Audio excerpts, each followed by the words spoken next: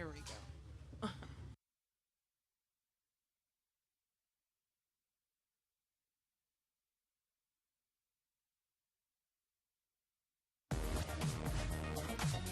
I usually stream every other day for 12 hours at a time, so I'm sitting a lot. 5 Hour ended up asking me what I needed most, and I said a chair, and they ended up giving me a really good ergonomic chair. Best rated for like long-term sitting, and it's absolutely helped the quality.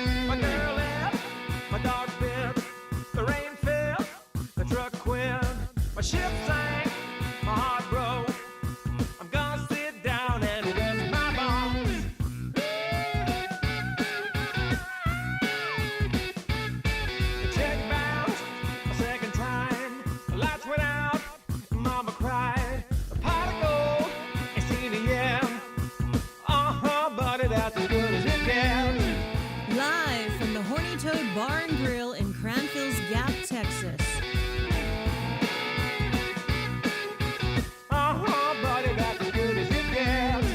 This is Texas Big Star Live with your host, Brian B. Barrett.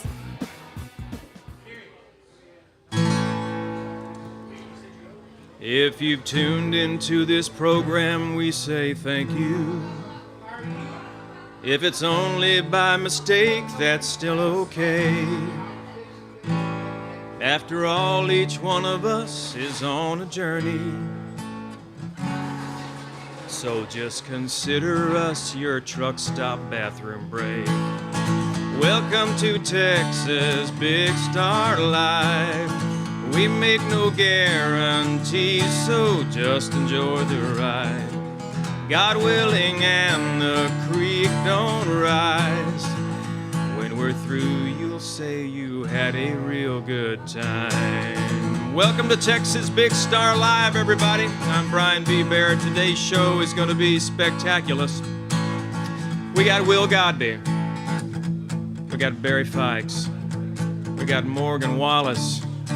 Friends on the line. International folks like Erica Knudsen.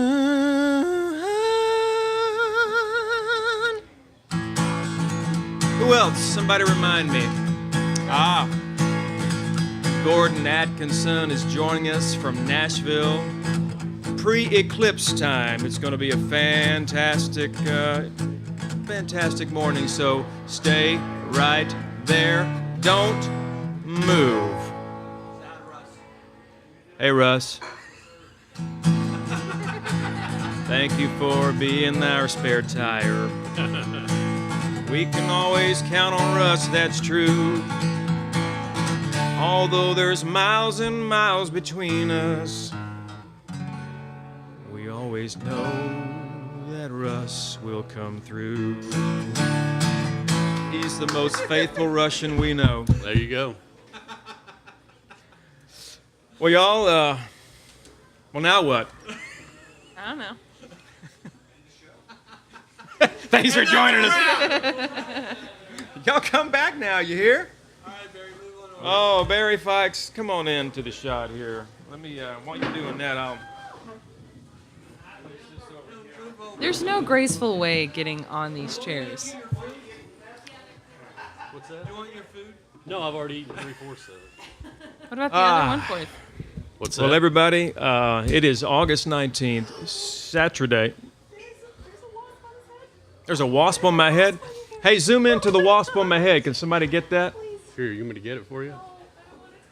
I mean, is it a serious wasp? Let's see. It is. No, I think it's just a. It's a dauber. dirt It looks dauber. like a dauber. That's yellow. Dirt daubers. Oh Turn, here, Hey, turn dirt this way, daubers this have way. yellow legs. Barry, you're a dauber expert, aren't you? It's a dauber. It's a dauber. We're all Listen. good I'm now. gonna freak out. I said in the opening song, you may not see the same thing twice. It's true. Well, yeah, because if it's a real wasp, I'm not I hanging out thought next she was. to that. I'm just thought we glad it had wasn't a on my shooter head. on campus, ducking behind. Be like a lunar landing. Okay, that's just a fly. Yeah, that's a house fly. It is, it's late summer, and the wasp and the flying insects are out. And the kids are headed back to school next week. Speaking of school, Barry, Yes. last year we did some interesting work with you that was a blast with those fantastic, Richland Springs Coyotes. the coyotes. Yes, the fighting coyotes. I was going to say those Richland Spring Yeah. fighting coyotes. That's it. Yep. Coyotes is also coyotes. In some places. In some Yeah, places. But in San Saba County, it's coyotes. Coyotes. Yeah, Yeah. it is. It is. I just came from the Pacific Northwest, and up there it's coyotes. Really? I Well, didn't they- want to correct everybody's Well, they grammar on can't the help. street. They can't help that they're wrong. Well, no, and they're high most of the time, so Yeah, there you I go. cut them slack. You get extra syllables with highness. Experience? No, just out, Extra hearsay. You're saying. Hearsay. So Barry, what have you been up to? Same stuff, just getting ready for football season, and now it's here, thankfully. It is here. I don't mean to offend, but I can only watch so much baseball.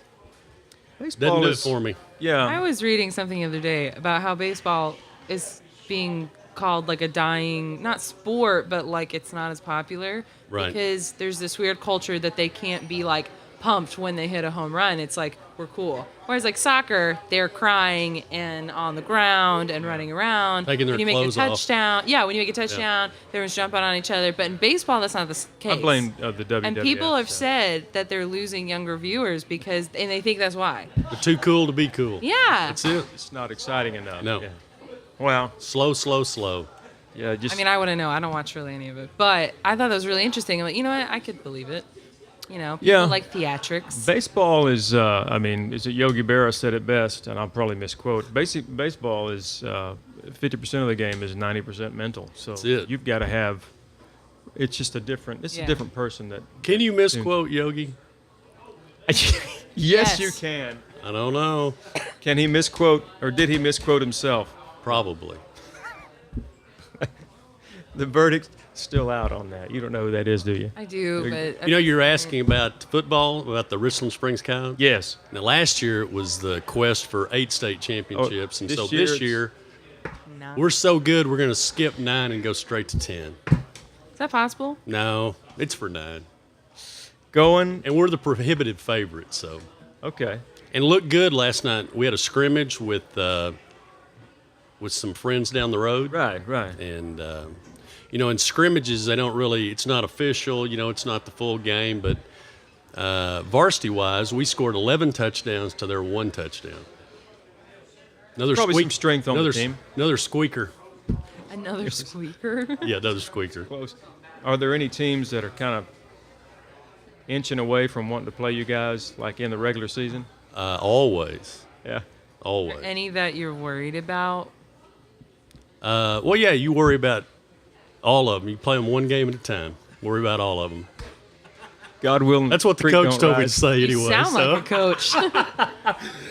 You sound like you've been on a press conference. A couple of times. Actually, there, you know, give the 110%. first game of the season, first regular game of the season in 2 weeks. In fact, September the 2nd in Jayton, Texas, we'll be playing the number 1 ranked team in Division I, the Happy Cowboys. The Happy Cowboys? And we're number 1 ranked in Division. Hang on. Yes, Happy Cowboys. Are there... Is the town called Happy? Yes. Okay. You never, okay, you there never we saw go. the movie? I wasn't even thinking about that. Which movie? Happy Texas. Happy Texas? Oh, no, okay. I've never actually seen it. I know it thinking of a exists. different cowboy movie. You need Gotcha. to watch that. It's Well, I mean, fabulous. what other options do they have? Like Happy Coyotes, Happy Wildcats, Happy. I don't know. I don't know. I don't know. So the Happy movie. Coyotes? What was the movie about? The movie, let's see. Someone look it up. Oh, I know. Yeah. There were these 2 guys on the lam, and they were trying to rob the bank or something like that. They end up doing the choreography for the Little Miss pageant, and they pretend that they're a couple. That's what I remember of it. And when did this come come That's why out? they call Yeah. it Happy. When did this come out? I don't know, 10, 15 years ago. I've got to check that out. Yeah, That sounds Sounds rough. like something it is else. good. Oh my gosh. Is that it? Barry Fikes. You should. Be the movie commentator. Well, Yeah, no, I be a just movie have. critic. I know a lot of random trivia. Hey, do you know the name of the pageant they were on? They were Was it Little Miss? Little Little Miss? Miss French Squeeze. There you go. Whoa! Little Miss squeezed? French squeezed. French Squeezed. That's French wrong. squeezed. Was that the sponsor, French Squeezed? That's the only thing that can make sense. Why would you call it French squeeze? For those of you just tuning in, I'm sorry. I'm just going to try and explain. Don't even explain. It's Texas Big Star Live. We're going to go from here to there and everywhere in between. Morgan's on my right. Barry's on my left. It's probably your left and right, consequentially. Morgan, what have you been doing? Just chilling. Okay. Chilling like a villain. No, I've actually been working on the Texas Big Star Music Quest singer-songwriter showdown. Music Quest, singer-songer, showdown thing. Did you just... I swear there's nothing in here This but is why B12. I'm working on it, because we don't trust Brian to say things. Listen, and do it things. was a long night. You had cats and kids. That's what you said. Kids and cats. Woke up at 3:45, cats and kids, cats attacking my ankles, That is biting not and fun. clawing them. Not fun. And What do you have cats to begin with? why? Yeah. Good question.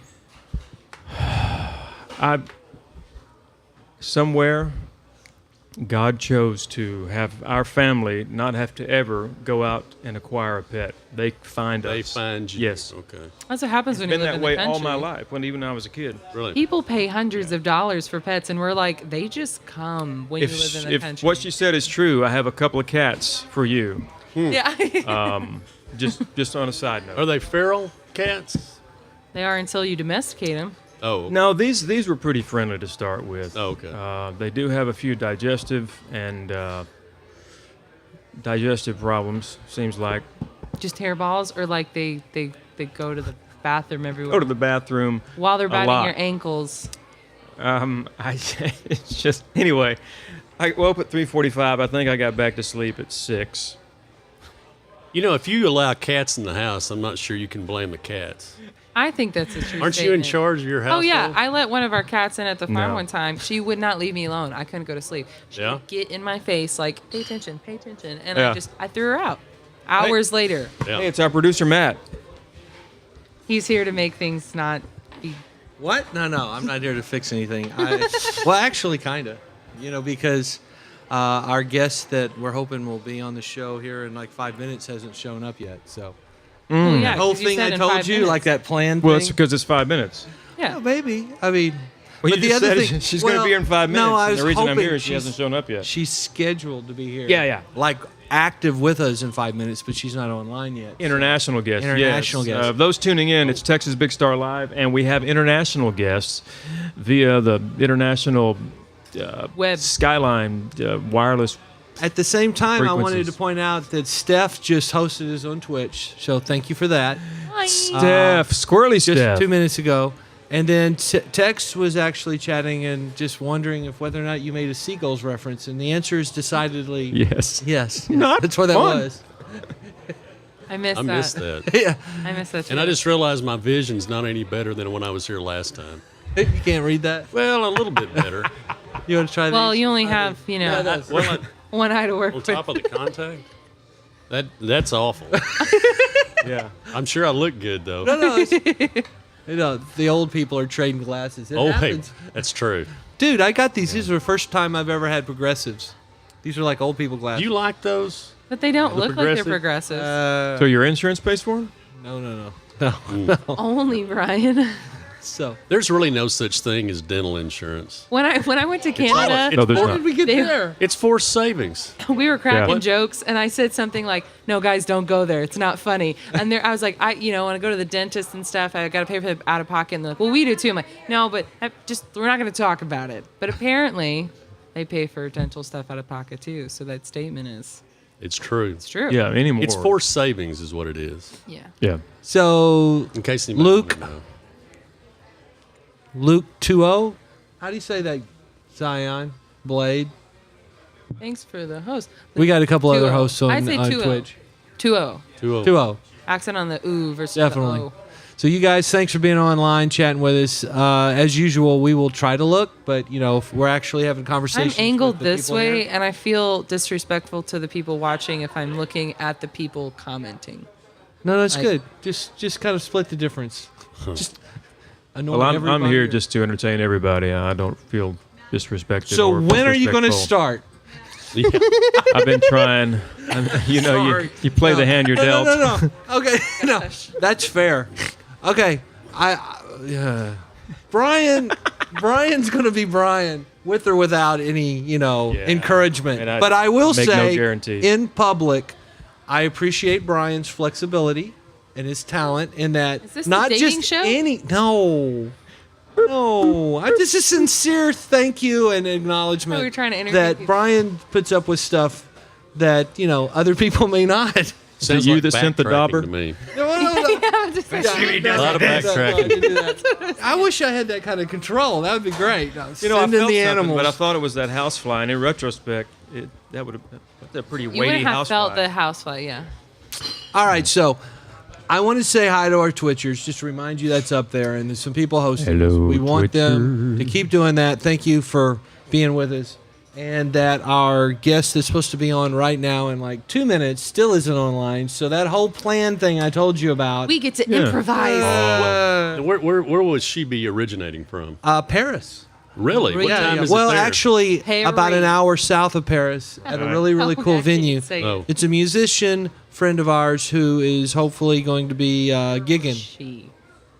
Well, that's great. She was going to give us a tour. So, What yeah. time is it in Paris? It's the evening. I don't know for sure. Rob, wait, it's 11 right here. I I'm don't gonna know. know, it's guess. early. It's I'm like gonna guess 7 6. hours difference. I want to say it's anywhere like between 6. 6 or 8. Yeah, I think her gig's at 8. I'm going to go with 6. Yeah, it's a little bit before when the gig's supposed to start. Yeah. Paris, yeah. Texas. Come on, guys. That's hardly international. Thanks. That's another movie. That is Texas. What is up with Desert. these All right, Texas so- towns? There's a Happy, show called fair. Dallas. Yeah. It's all I good. never watched it. Excuse me. I gotta Yep. get out of here. Squeeze you. All right. Squeeze me. Oh, it's French squeezed. That's it. French squeezed. Gosh, that is Well, nasty. Our French squeeze is going to sing for us, evidently, from Oh my Paris. gosh. There you go. You should ask her, have you been squeezed lately? Yes, that's right. I'm going to let you ask her. a real human being says he's been to Woman to Jupiter, woman. Florida. A real you. Hushy love is in the house. Digitally, Look, I mean. there's our dirt dauber. Someone needs to kill it. What did that dauber's Well, just I thought trying it was a to wasp make because housing? he had yellow on his body. No, Dirt He's- Dauber. I know, but I've seen dirt daubers too who don't have that much yellow on their body. Or Yeah, they're, some of them a little more blue with iridescent, and they twitch a lot. I don't mean like Blue? twitch, but they twitch. Yeah, Blue. in Tennessee more they're a little bluish? more. They Yeah. got a little blue iridescent on the wing, and yeah. yeah, kind of a There's different. Really? kind of like a brim There's versus different the Oh, yeah. bluegill. Okay, I know what you're talking about now. It's sort of a metallic blue. Yeah, iridescent kind of. They got a pearlescent coat. Whatever big They've word just you been just to the used shop. there. I know some big words. Iridescent. It's the simple ones that elude me. Huh. I love how you said that with the word elude in the sentence. Did I misconstrue something? Well, no, you just can't help being intelligent sometimes. Well, thank you. I think I'll keep you on the show. What are they talking about? A whale? I don't know. What's Near a happening. whale. Tushy Love is visiting us from Norway, digitally, I mean. He was here in person just a few weeks ago, along with Steph. You know, and oh, hi, Jake.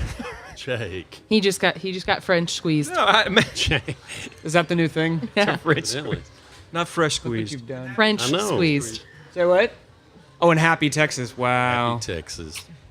Happy, happy, joy, Slap joy. Happy Cowboys. Wow, it just got really Norway. dead when Jake showed up. It's nice to meet you, Squirrely Steph. It's nice to meet you. Don't know who you are. Not the same When it's- Steph? Oh, Okay, no I don't think whale, so. no Oh, you way. don't? Oh, really? No. Oh, come on, really? She didn't have. That's not her name. Her name's Stephanie Jones Music. I think she changed. What? Shh. I think. Stephanie Jones Music. It will always be Stephanie Jones Music. Right. I can smell your stuff. Did you just pour some? I did. That's a Wait, strong his stuff or consonant. that stuff? There's two times the stuff. He doesn't mean my aura. He means Your aura. just what's in the cup. And Came I'm up to waiting me at a in bar, a moment. and I'm It's like, about your to take cologne effect. is strong, and you're like, oh, it's my aura. I would walk away. Yeah. I think And it's I would hope I think you it's would. the Diamondback that's in the. That was a good, and I'd go, good call. Where'd your chair go?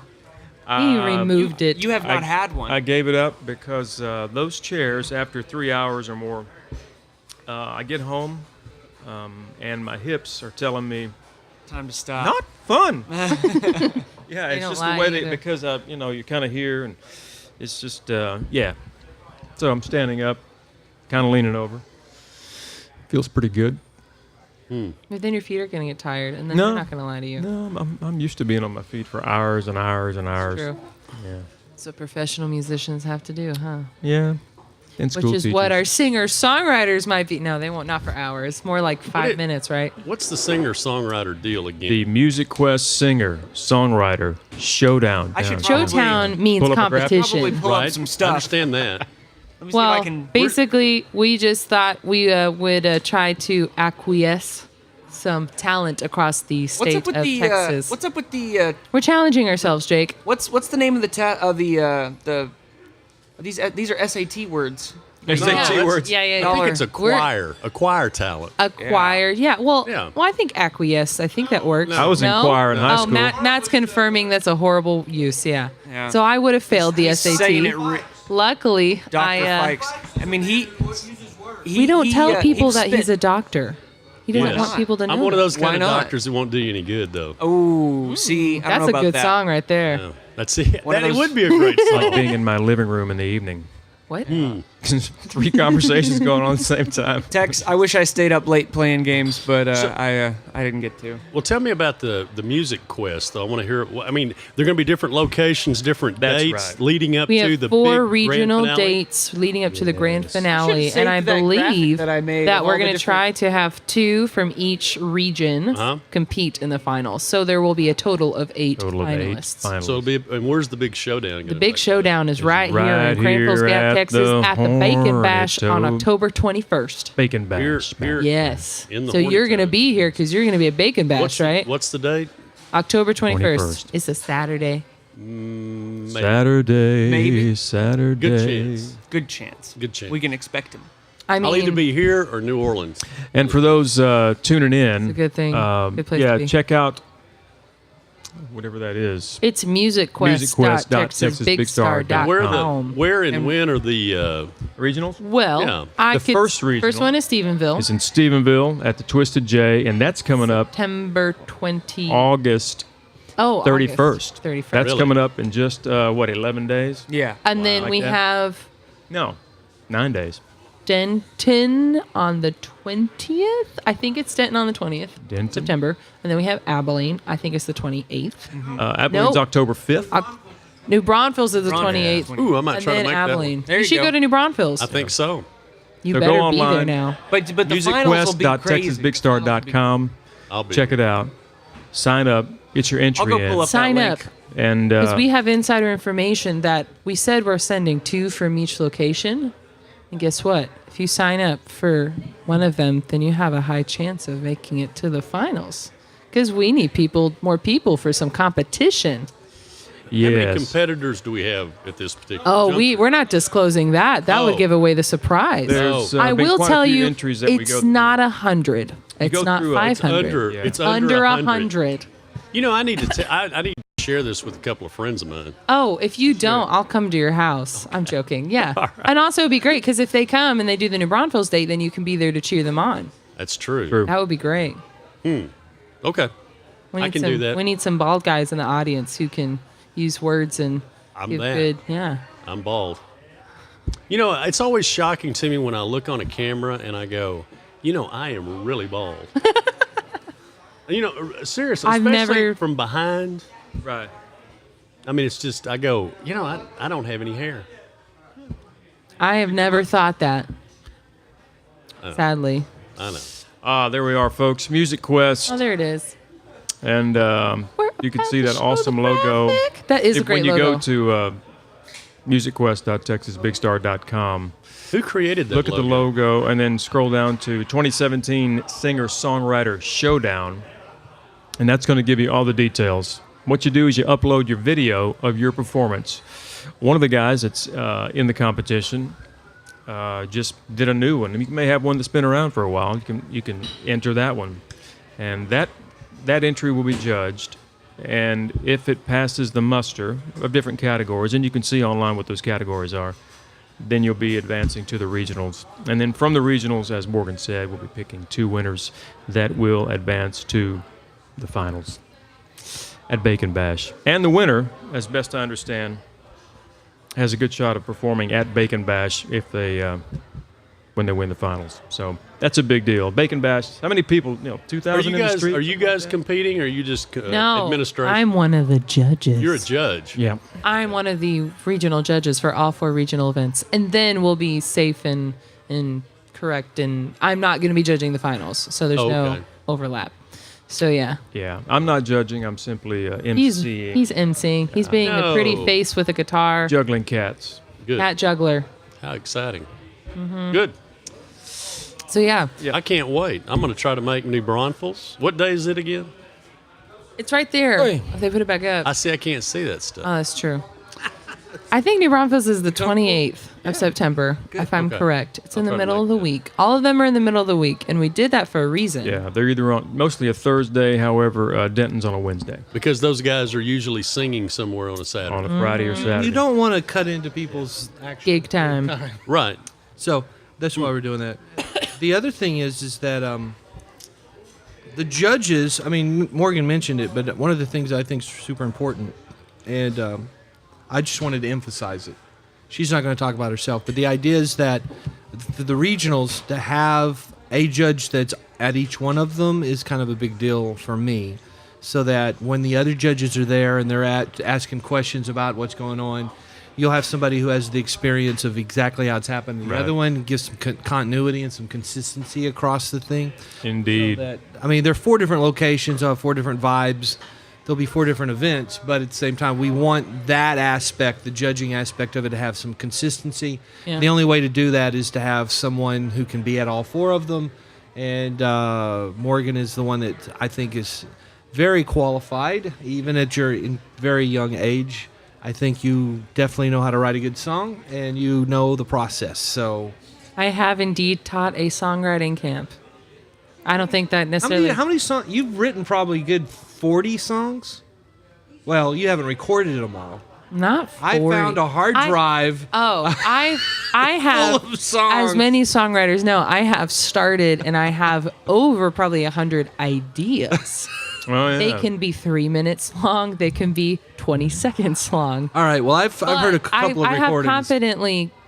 I have confidently written out and or shared with other musicians and or performed, quite a few. And in EPs worth comfortably, at least of that I'm like, okay, these are fine.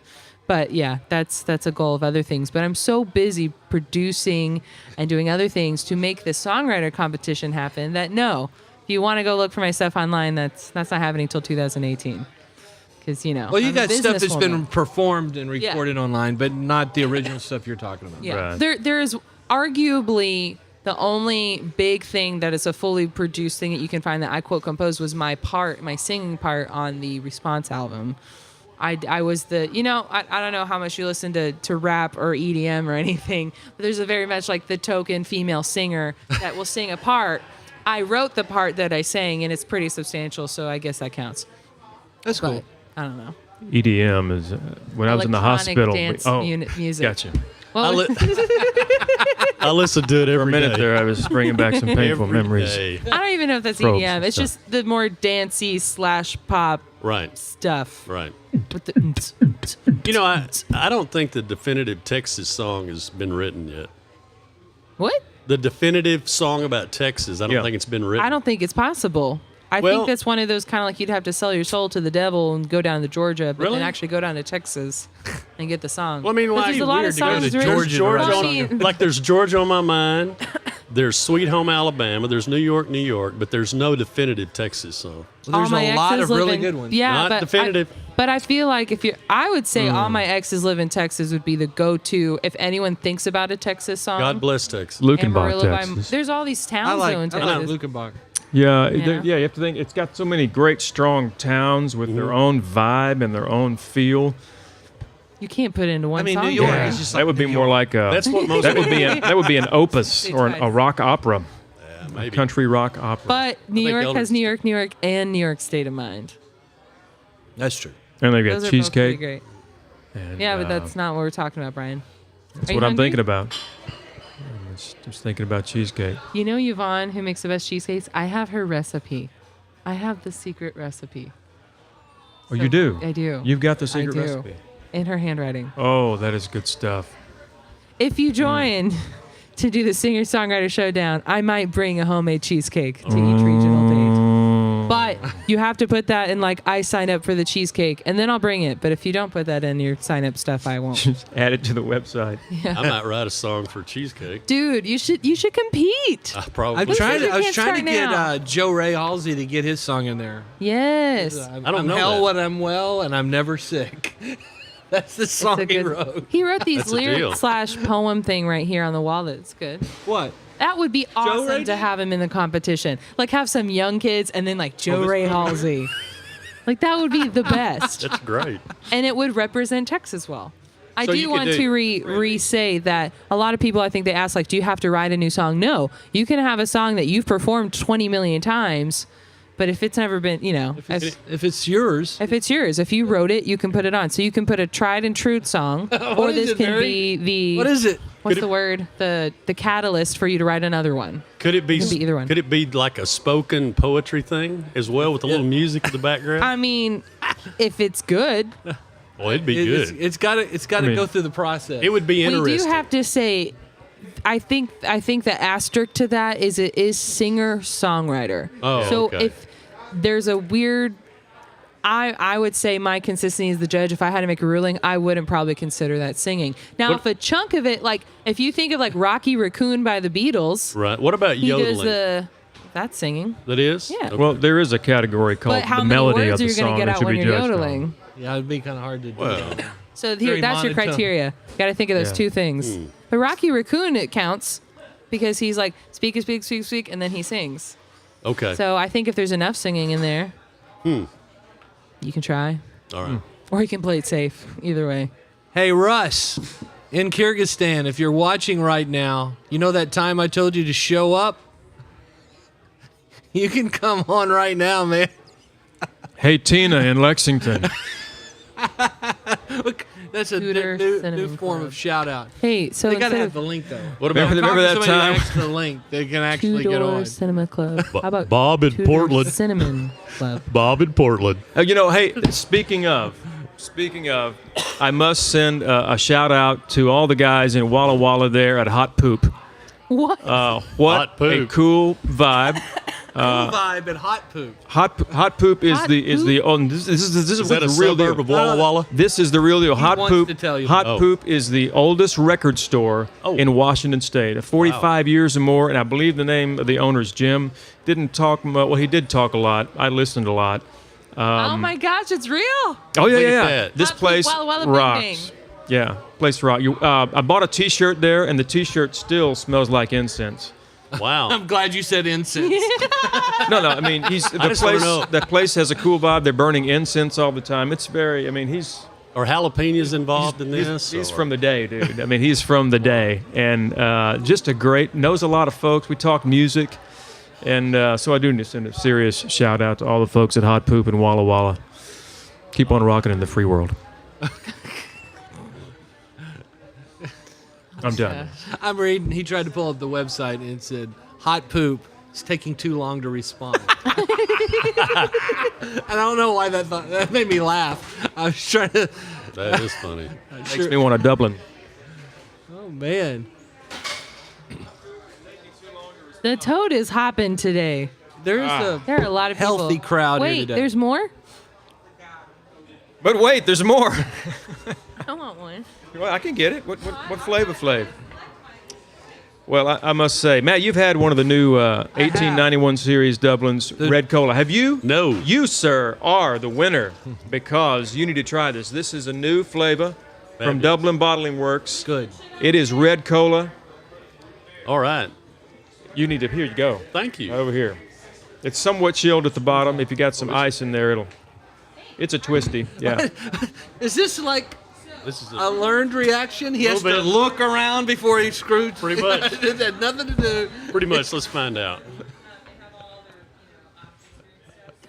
Boy, that is good. Yeah. I need a cup of ice. Yeah. Let's see if we can get you a cup of ice. Talk amongst yourselves. Have fun That's storming the bad. castle. See, Brian's excited. Sign He me has a up. reason to leave the set. So it's just you and me? It is.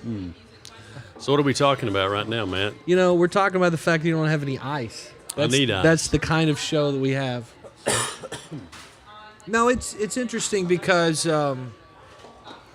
we haven't had a show in a while, and it's fun to have this many different people lined up to visit with it.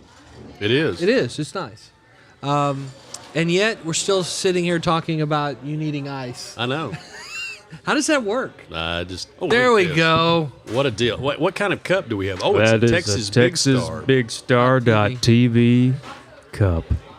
Made of Bet the that makes it finest taste better. polyvinyl chloride. Don't you think? I love those cups, man. do People are too. tired of hearing me say that, but I like those cups. Those are good cups, man. You can mix a lot of stuff in those. That's Breakfast, just one of those lunch, and dinner. examples in life where you think you get something you're not going to like, and then you were wrong, because I do like it. That's fabulous. Isn't that It good? really is. That is a. I may go through Dublin on the way home. You All right, need so to. It's out the of thing the way. about it, and in a lot of people don't get this, and it takes a while to get used to the idea, but the story is that when most of the people stopped using pure cane sugar, That's right. it changed the taste quite a bit, Mm-hmm. and the way that they distracted people when they made that cut over, the big manufacturers, is they upped the carbonation right. big time. Mm-hmm. So it kind of distracts you from the fact that there's corn syrup instead of the sugar. corn syrup Yeah. versus. So the thing is because this is pure cane sugar and not corn syrup. Mm-hmm. And Pure. it doesn't require as much carbonation, and so when you take your first swig, if you're not used to it, you think, oh, maybe this is flat, but it's not. No. It's not. It's very You bubbly. don't need all of that carbonation for it to be awesome, and Right. that is what makes these. When you're mainlining 1891 Dublins, you need to know what you're doing. Did they?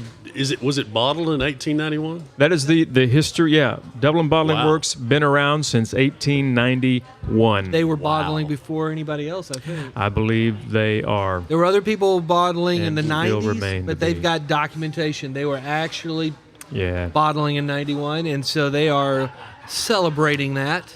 They've got like 3 other ones that are coming out with an 1891. There's a pop. green apple, I believe, or maybe called a sour apple. I forget. We weren't able to acquire any of that as of yet. Secret. And they do. There is a. Try that yellow one on the corner. Can you see that? Let's see if that's it. Is that it? Nope. Nope. Let me get the other one. I think it's masquerading. Lemonade. Nope. Well, they're all good. They're I mean, good, but I every mean one- that's not what he's I like talking how about. this one looks. I like this. Well, this their is root good. beer is one of their top sellers. But I mean, I like the logo. Like, it's good branding. It's the prettiest. I still judge the book by its cover when I go to Barnes & Noble. And I'm sorry. I think it's like, if you've got 2 great books, which one looks better? What's going to compel me to open that book? This one compelled me, and I also like root beer. And JB told me this one over the Coke. So You can always trust JB.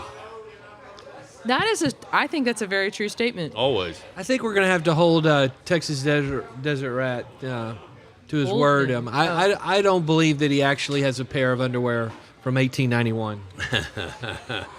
I don't think anybody wore underwear in 1891, did they? I don't know.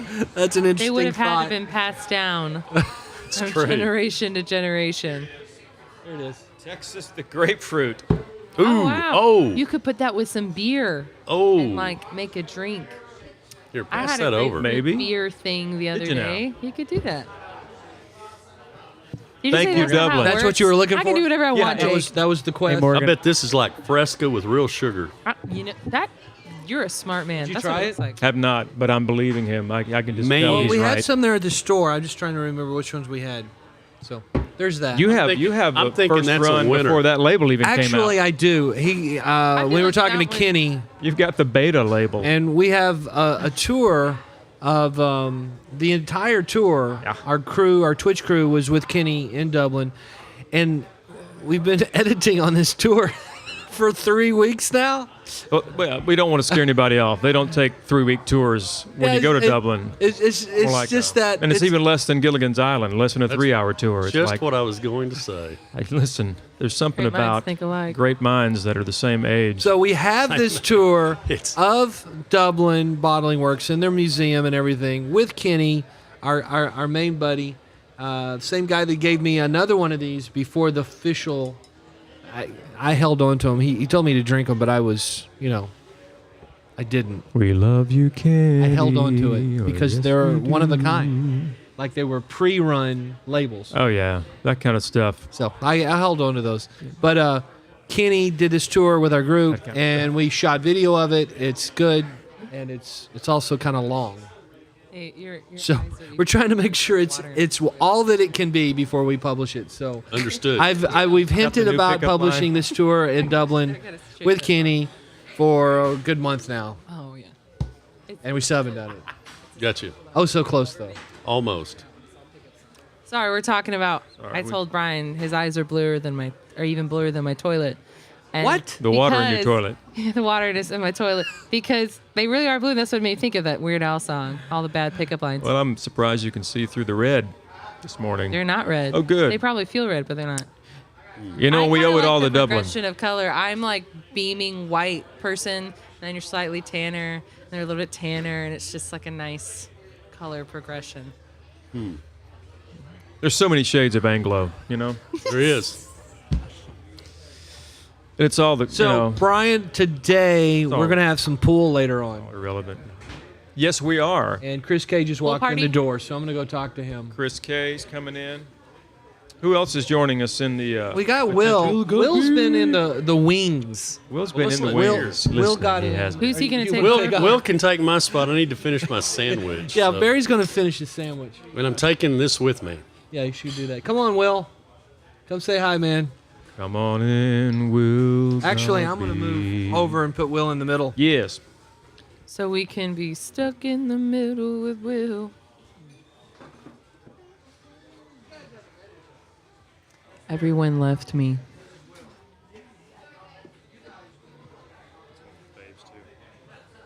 Frou Frou Berry. Finally, Brian is God. Let's gone. Let's gossip about him. It's open for Now's my chance for what? You're on that Let me mic. go around. I lost my chance, guys. Yeah.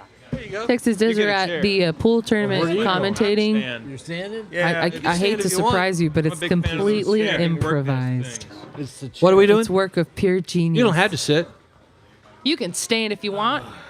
You can leave your friends I'm behind. more mature. I think it's mature, right? I would like to say this. What are we saying? According to the Texas Monthly, Uh-huh. the best song about Texas, Sir Douglas Quintet, She's About a Mover. I don't know this song. She's about what? She's About a Mover? You don't know that song? I haven't It doesn't heard even have in Texas years. in the Yeah. title. Huh? Do And- you know this song? I've heard it. It's been years though. So Well, why like I is it, said, according well, to Texas Monthly, that's Because the song? if I could, Are you going to read it to us? well, I'm not going to read it, but because it incorporates Tex-Mex, country, Cajun, Zydeco. Okay. So it's all this stuff kind of. All the You don't know that song, all the dude? flavor Don't know of that Texas song, man. from the coast Wow. to the hill country. I'll fix to it, the okay? west. I'll Yeah, listen to I it. know She's you all will. about a mover. Sir Douglas Quintet. They were great. She's all about a mover. So one of the questions we have for today is, what have we been doing since the last Texas Big Star live show? What have you been doing, What Will? have I been doing? Well, as you know, I've been doing some stuff for the church. That's right. Some videos with Yeah. our buddy Chris. Yeah. Okay. And oddly enough, this week, because I'm trying to have to rebuild my old websites, I reconformed, color corrected, and noise reduction on my college film, which is 46 years old. That's You cool. Color corrected your 46-year-old college film. Shot on 16 millimeter. Yeah. It's a word print, so it's pretty gnarly, but pretty funny. So when do we get to see it? It's online.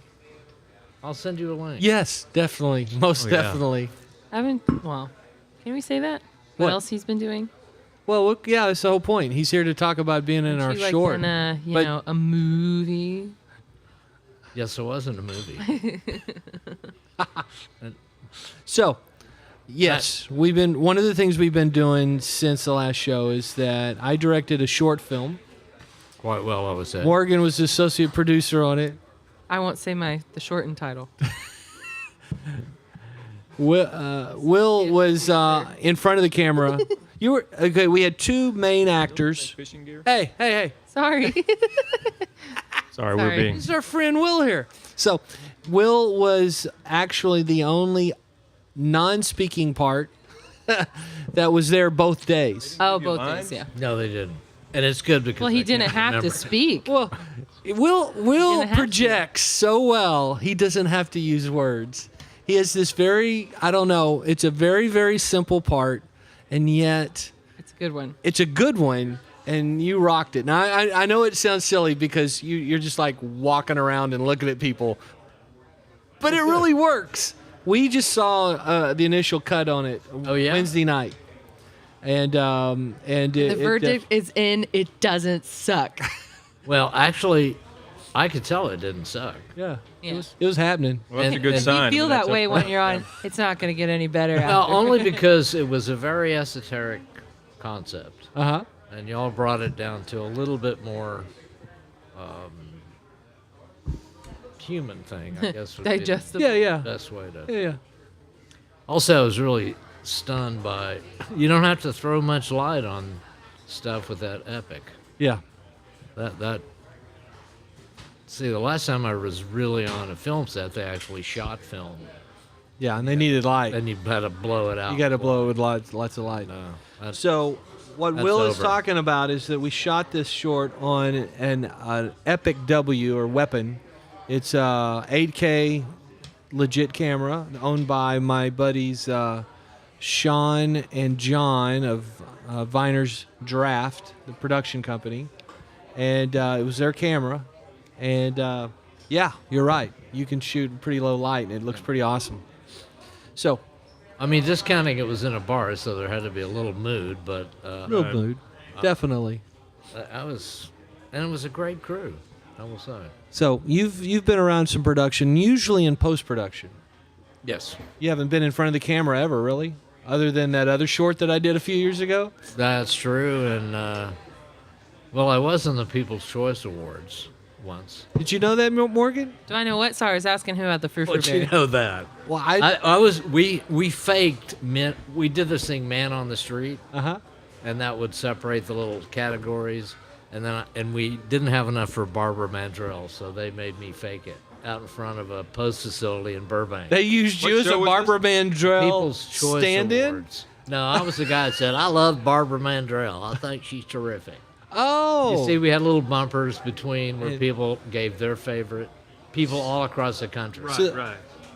So is that on your IMDb page? No, that's not. My IMDb page is pretty thin. I probably ought to think about, I saw the dates on them. A lot of 90s. yeah. A lot of 90s. And also the production companies. Like I did about 25 episodes of Psychic Detectives, although I'm only credited with like 3. Yeah. That For those tuning in, IMDb stands for International I'm Movie More Database. Dublin Bottling. What is it? Yeah. International Bob, Movie where's Bob? Database. There you go. Hey, Matt. You want Yeah, to look what? at photos? What's up? Yes. What are we Wanna get doing? Photos? Photos. Kudos. Photos. Yeah, let's do it, man. Let's do it. He's got some photos from behind the scene. There's That's a good picture. That's good. there's Sean, our director of photography and owner of the. There he is with our friend Scott. Scott played here how many weeks ago? I wasn't here. It was It was in about a month and a July. half ago. Yeah, Scott was a musician in the bar playing, and then he also played some of the music that's going to be on our soundtrack for the short. And there's a shot behind the scene, one of those dark scenes that Will's talking about. There he is. There's a scene you are. where he's playing, right? Yeah. There he is on set. You look There's like Morgan and Dylan, the sloth Time Lord in the background. We were art for 2 seconds. Art. Okay, there's the backside of a whiskey bottle, and this is a lot of fun. We'll talk about this a little bit more with Gordon, because we're going to have Gordon on video chat here Oh, yeah? probably 25 minutes. Oh, great. See, there you go. I So wish I that's would part of the reason why we're holding off on the pictures, but we're showing them now because we're talking about it. So Gordon's in the back right on Look that how picture. great Will looks. Will just looks awesome. And what's You funny? look like what's funny I is don't that usually drink Dublin pepper, but when I do, Can't No, get a girl. it's funny. Yeah, It's in the short that you did with me like 4 or 5 years ago. The very first person in that short that you can see is you. Oh, yeah. And everybody's like, who is that guy? He looks awesome. And so you had that same outfit on. So when we talked about this one, I'm like, dude, wear what you did in the last short. And it's just a suit. But I mean, so yeah, it's good stuff. So Did I mention, by the way, that my first television appearance was Uncle Elihu, when KWTX, When- Channel 10, 1956. you were on television in 1956. With a bunch of other kids on Uncle Elihu's show. How that did was you pull before that Barney off? was the thing. It was a kid show. No, I get that, but how did you pull I don't that know. off? You just I signed up? Her I don't know. Maybe the. I don't Where know. was it? In Waco. It was in Waco. Producing kid shows out of Waco, Texas. Oh, that's scary. Yeah, back in the Uncle. day, every town. Every Yeah. place. Every place had a show. morning show and an afternoon show too. I was destined to be. Was it better than Stanley Spidowski's Playhouse? I don't know that, but You know where that's from? I need to watch that UHF again. with Weird Al Yankovic. And pretty, Uncle pretty Elihu. vague reference. Pretty vague. Uncle Elihu. And that's the second Weird Al reference today. Really? What was the first one? The eyes are even bluer than the water in my toilet. Oh, I didn't realize that was a Oh, reference. no, That's I an thought you Al were just song? weird. No, I was trying to explain that, and then you're like, no, let's talk about something else. Sorry. Brian would rock that song. Are you going to sing for us later, Brian?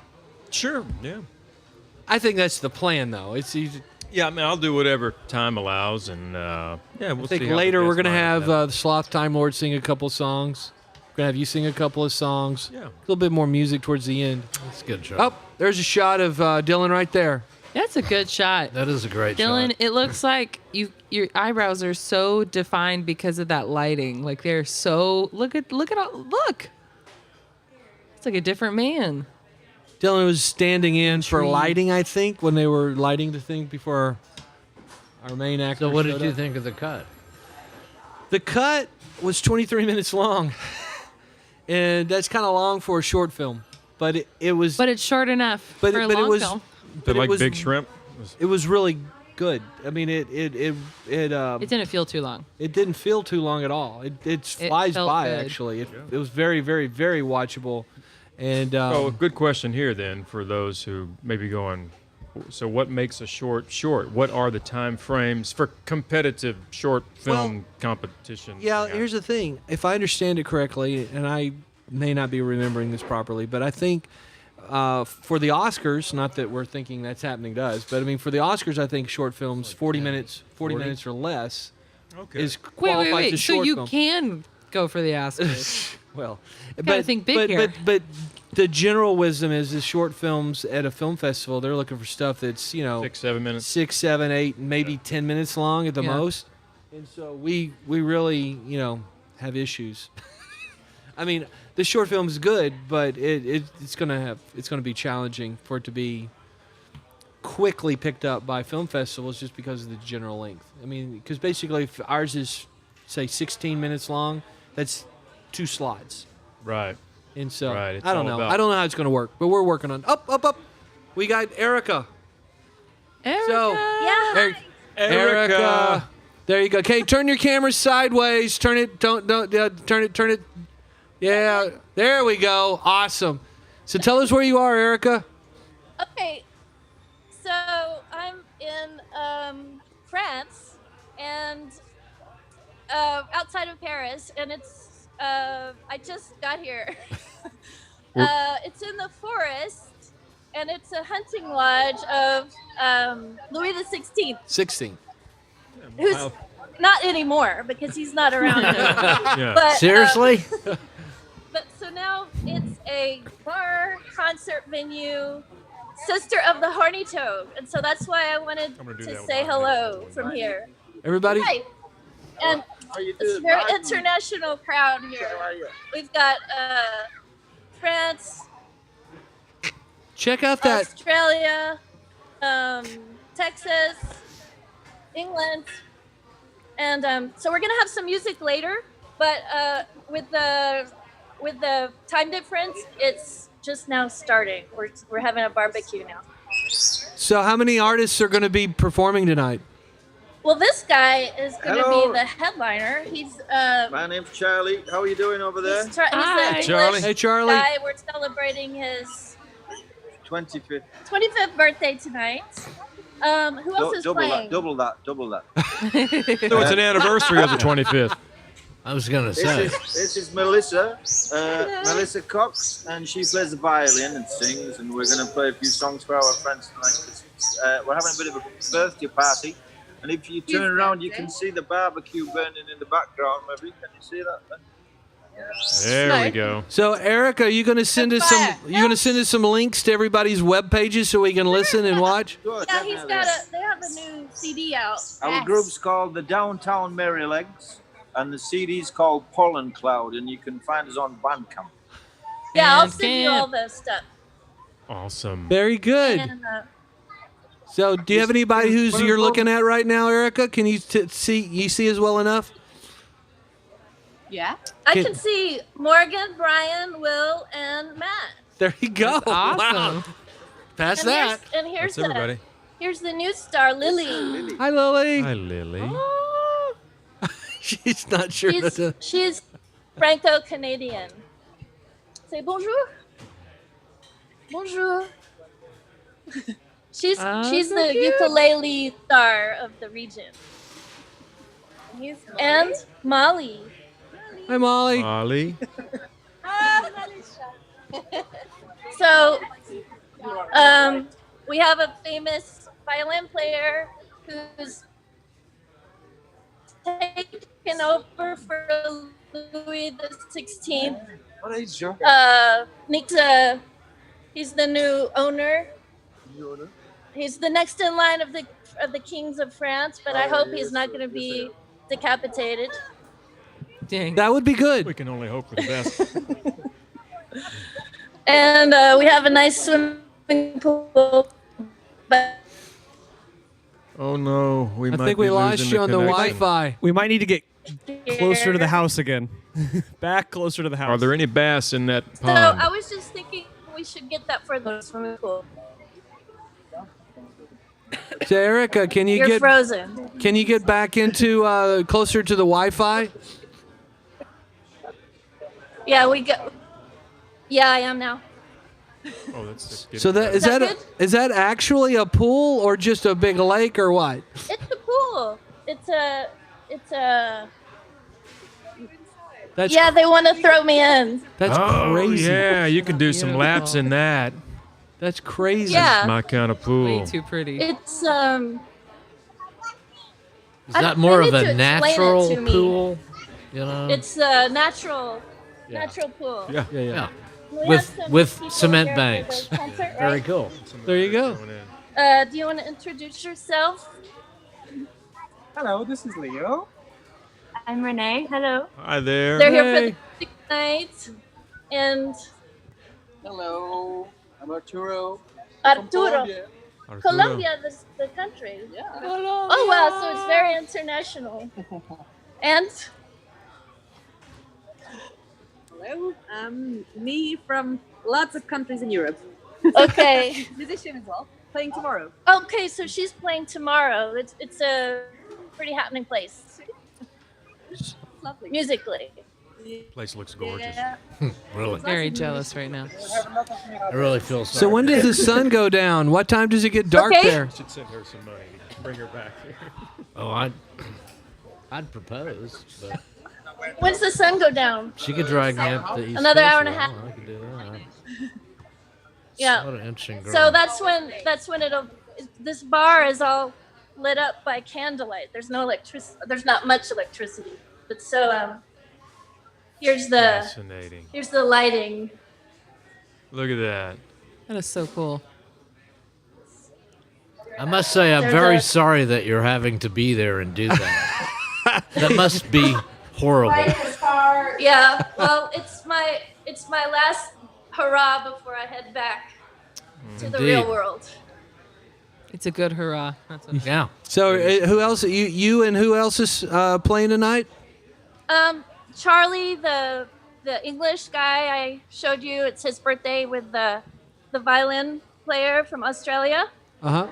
And then the other girl who's from everywhere is playing tomorrow night. Very good. So tell people briefly that are on the show that don't know what you do. I mean, you are from this area. You and I sat at this same table here in the Horny Toad a week ago. That's the same table? Close. I think we were sitting over here. I don't know.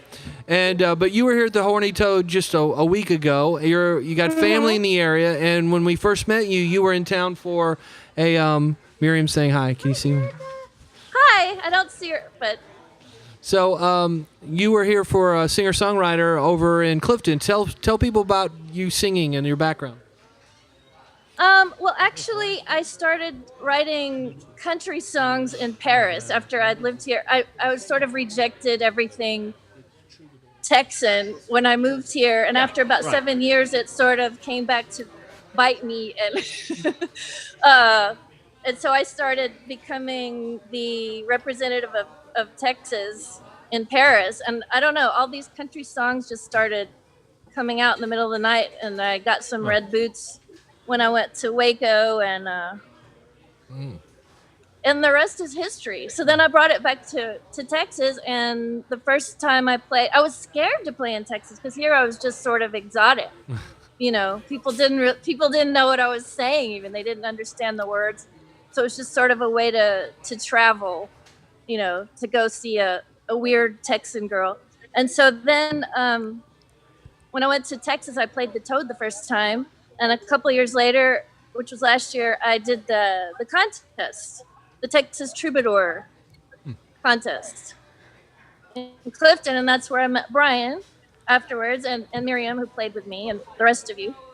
So that's going to go on again in October. And I hope to be there for it. And then tell me again about the other Texas, your Texas songwriter contest, which I'm not too informed about. It is the Music Quest, which is a Music Quest. Okay. well, it's a channel. It is another entity that Texas Big Star does, and it's all about music, the love of music, the performing of music, those who just enjoy listening to music, and the creation of music. The Singer-Songwriter Showdown is something that we started a few months ago. Starting off small, really. We'll have 4 regional competitions. What you do is go to musicquest.texasbigstar.com, and then someone who may be interested would go there, submit their video of their performance. The video will get judged based on criteria that's listed there on the website. And if it makes it to the regionals, you're obviously invited to the regionals. There's 4 So different what's regional in Cramples Gap? It's kind of terms? around, it's kind of around where we are. I think there's nothing more than about 2.5 hours Central away. Texas. Yeah, mostly Central Texas. There's Stephenville, there's New Braunfels, Denton, and Abilene. Okay. Yeah.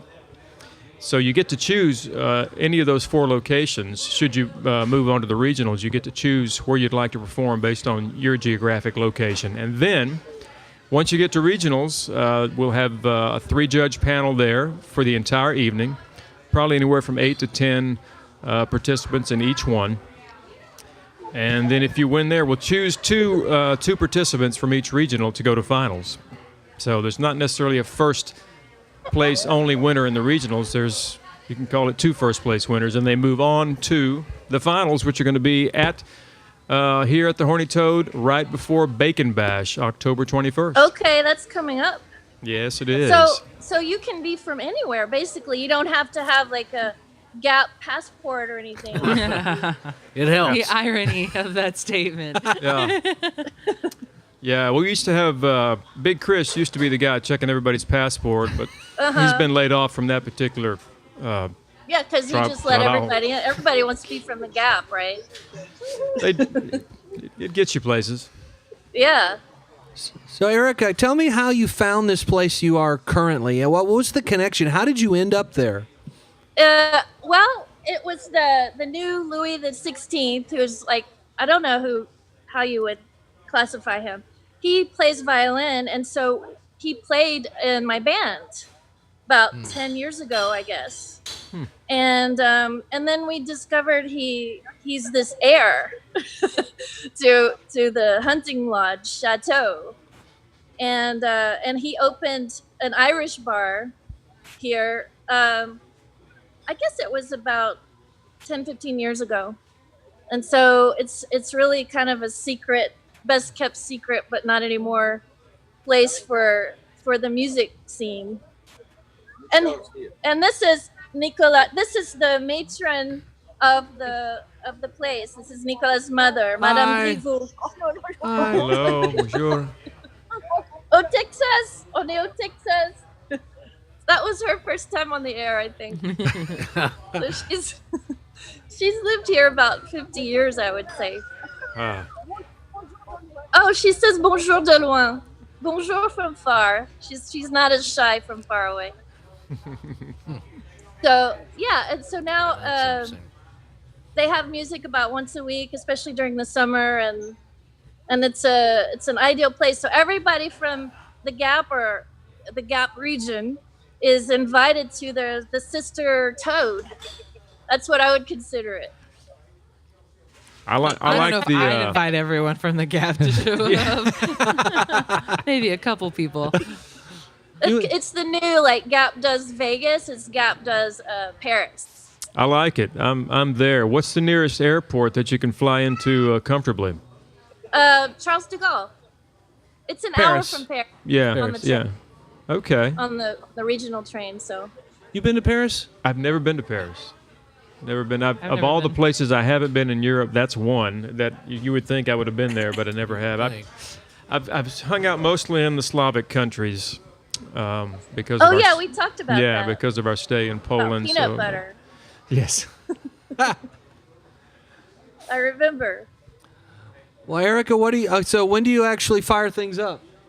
I guess everything's late here. It's not. It's sort of the opposite of New England where I've been living. It's supposed to start at 8:30, which we're 7 hours ahead of Texas. Uh huh.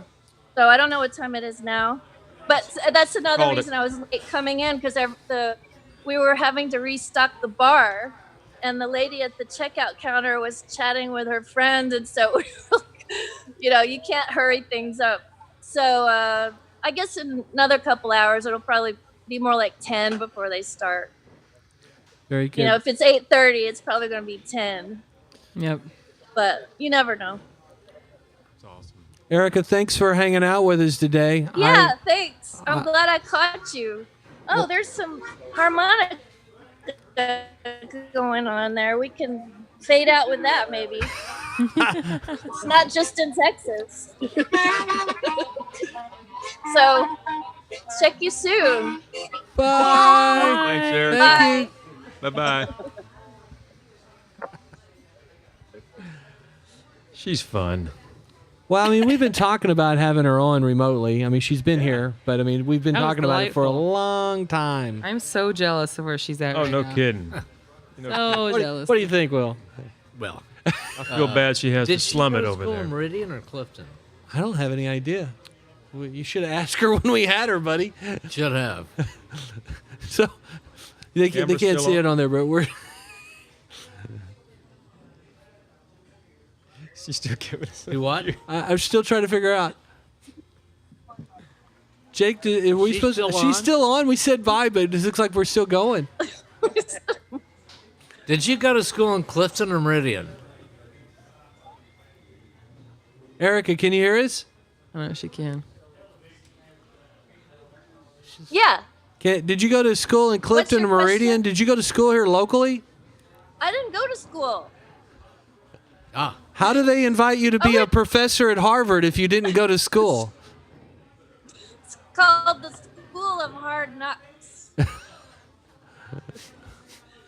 I went to, so it's a long story, but well, we're listening. I ended at school in Paris.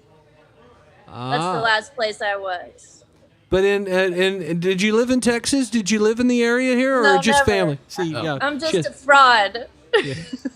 she, I'm She an all are. imposter. she has family here that she comes to visit. But No, she I didn't go lived to- in Texas. Right. I grew up in Texas. And, just down the road, you can go see my heritage.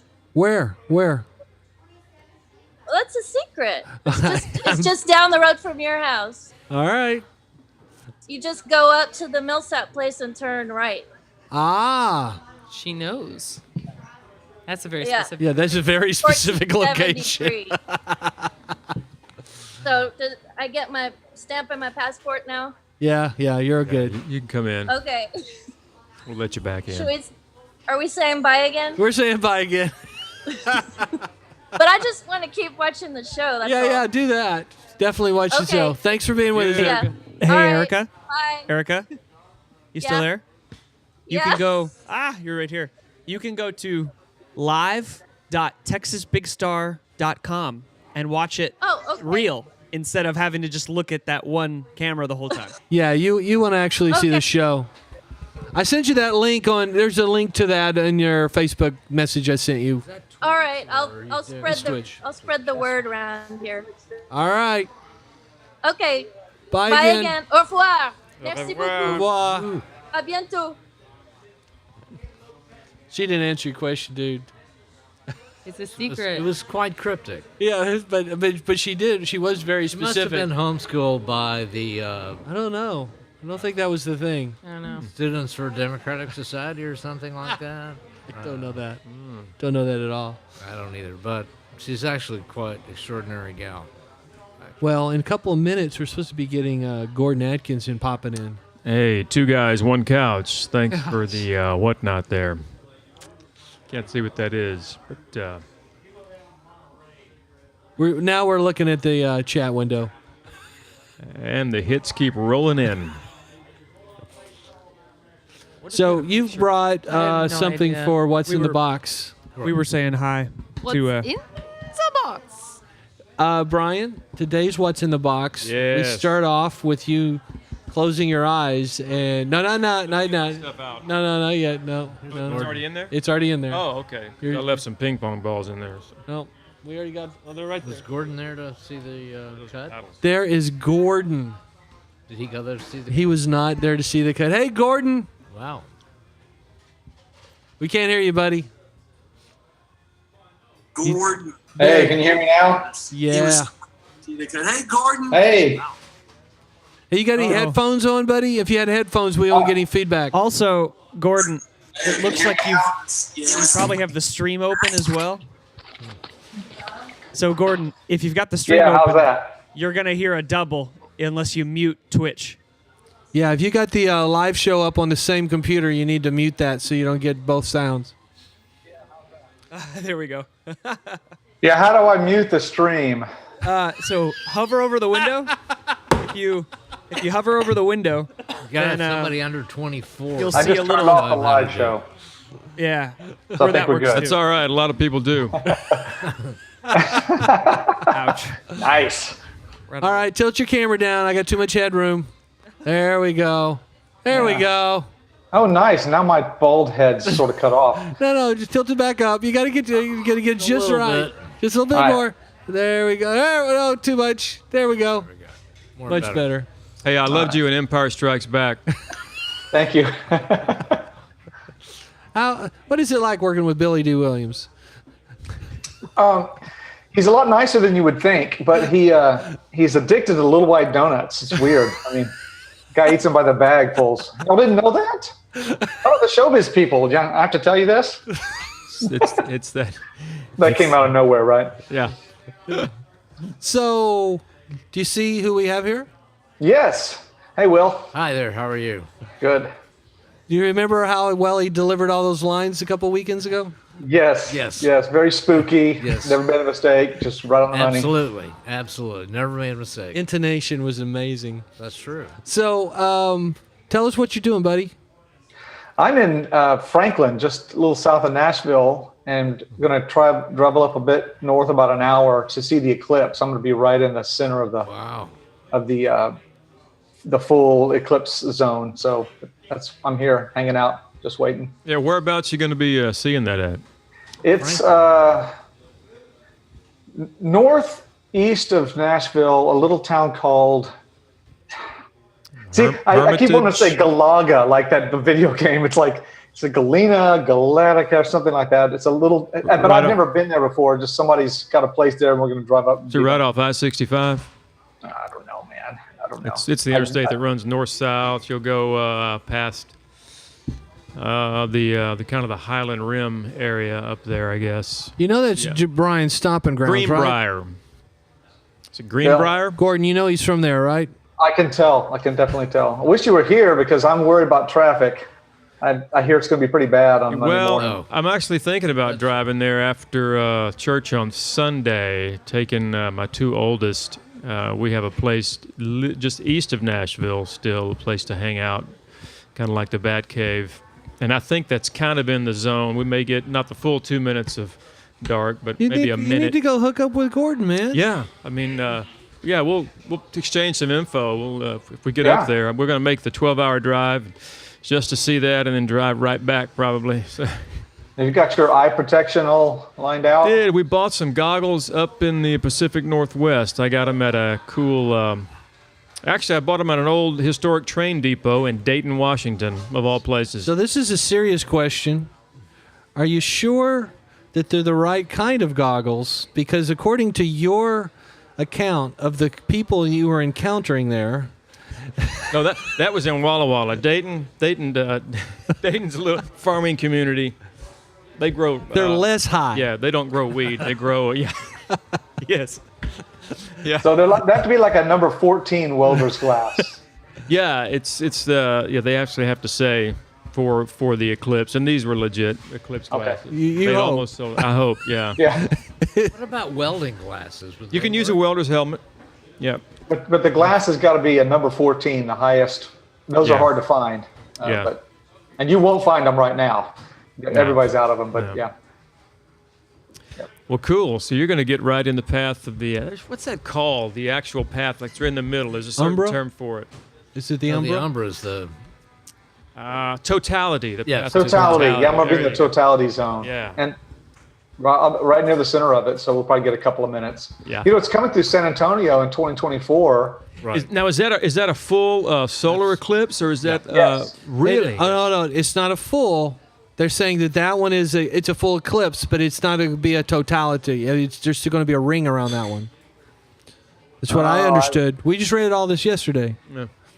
Wow. They're saying that this. Well, I don't know. Go look it up. There's this thing called the interwebs, and Yeah, I knew generally 2024. it's got good information. I heard about that. In about 7 years, there's another one coming through. Now, it might be cloudy. I mean, that's going to be kind of hilarious in a way if it's just completely cloud covered and raining, you know. I was trying to look at that earlier, and it did look like that neighborhood was likely to be okay. I mean, it would really suck if you went someplace and it was completely cloudy. Particularly if you Sit there for a whole week. 12, It rains. 24 hours up and down. Just drink a lot. Do you think the people up in the Northwest will even notice if it's cloudy or not? Well, oddly enough, the Northwest, in Washington and Oregon, have been covered with smoke from the fires in B.C. Right. There's a big middle of B.C. is on fire, and so British Columbia is sending all this smoke when the wind comes out of the north. So there was a haze. There was literally smog flying into Walla Walla, which I was kind of going, what is this about? And every now and then, a few days, the weather blows it the other direction, and it's beautiful, and it comes back again. So. L.A. smog. So we have Gordon just for a couple of minutes, and Brian, you did not write the short. No. You did not help produce the short. You were not in the short. Right. So I ask you, as someone who has a fresh set of eyes, because the rest of us were too involved in it. Why don't you ask some questions so the people who are watching might know what we're talking about from a perspective of someone who doesn't? Right. So here's a few questions. The short that you wrote, how long did it take to write the script for that? And was it a script? Do you write in script form, or do you write in stories and then go, hey, let's make this a script? So it was a short story I wrote a couple of years ago. I have no idea how long it took me to write it. I don't track it. But so I'd never written a script before. Matt contacted me and said, I think this short story you did a couple of years ago, it was called True Believers, the original story. Make a good script. And I'm up for anything. So I just said, sure, that's fine. I went online, spent a couple hours reading about scripts, got some software, and started. I mean, it was understood from the very beginning that there was no possible way I'd be able to write an actual script that could work. But at least I could get it in Matt's hands in somewhat the right form. Then we went back and forth. I mean, we ended up with like version 7 point something. So the script made a lot of changes. I don't know. I spent hours on it, but it was a learning experience for me, and I loved it. And I will just say this: as a writer of fiction, I actually may write some in screenplay format, because when you do the action blocks, it really lets you kind of summarize action, and then you could come back later and clean it up, and in a way that you would be right for prose. So anyway, yeah, I loved it. It was a great experience. Huh. Yeah, Gordon was fun to work with. He was very open to, because a lot of times people are kind of weird about making changes, and so we changed quite a bit, and yet I'm pretty sure we kept the heart and soul of the point of the story intact, and that's you just kind of have to accommodate what you can and can't pull off. Have you ever done any screenplay work? No. So I was just curious. I mean, Gordon, I think I told you this. Will spent a big chunk of his life in the industry, but mainly editing what had already been shot. Is that fair? Right. Yeah, he's an editor. So, what else you got, buddy? Now remember, you're representing people who know nothing, Right. and so Right. hit us. I feel like an elected official. May I ask a question then? Sure. Essentially, that your story is autobiographical. Is that correct, or is that total fiction in your journey to New Orleans? It's completely autobiographical, but complete fiction in terms of any of the action happened. I never went to New Orleans. I don't have a folder in which I contain my worldview. I don't know anyone that does. And the reality of this little short film, whatever your worldview is, you have a folder and it's all written out in there, and you kind of mess with it and carry it around with you. So, but yes, it's unquestionably that it's about my own inner journey. Yeah. So, in essence, there is not a quote unquote market for manuscripts, or is that No. that's just a device? Completely made up. Yes. Yeah. Okay. Yeah. In the film, there's this kind of a black market for people who have created complex worldviews, maybe combined odd ones. Like in this case, it was an agnostic and a Baptist preacher in one person, and those odd worldviews make these beautiful folders, and people actually will buy them after the person's dead because they're just interesting. So yeah, absolute fiction, but very interesting nonetheless. Yeah. It's interesting how often the things that people do that when they work on their first projects, they tend to be autobiographical. I mean, because you're speaking from something that you can literally have firsthand input for. It's not total fiction. So it was, like I said, I've been following Gordon's writings for a while. And you had a blog for a long time called Real Life Preacher. You published one or two different books out of that work? Yeah, 2 different books. Yeah, I started a blog in 2002. I was a minister, and I was anonymous, and I just tried to tell the truth about the way I saw life, which doesn't always work for ministers. So yeah, seriously.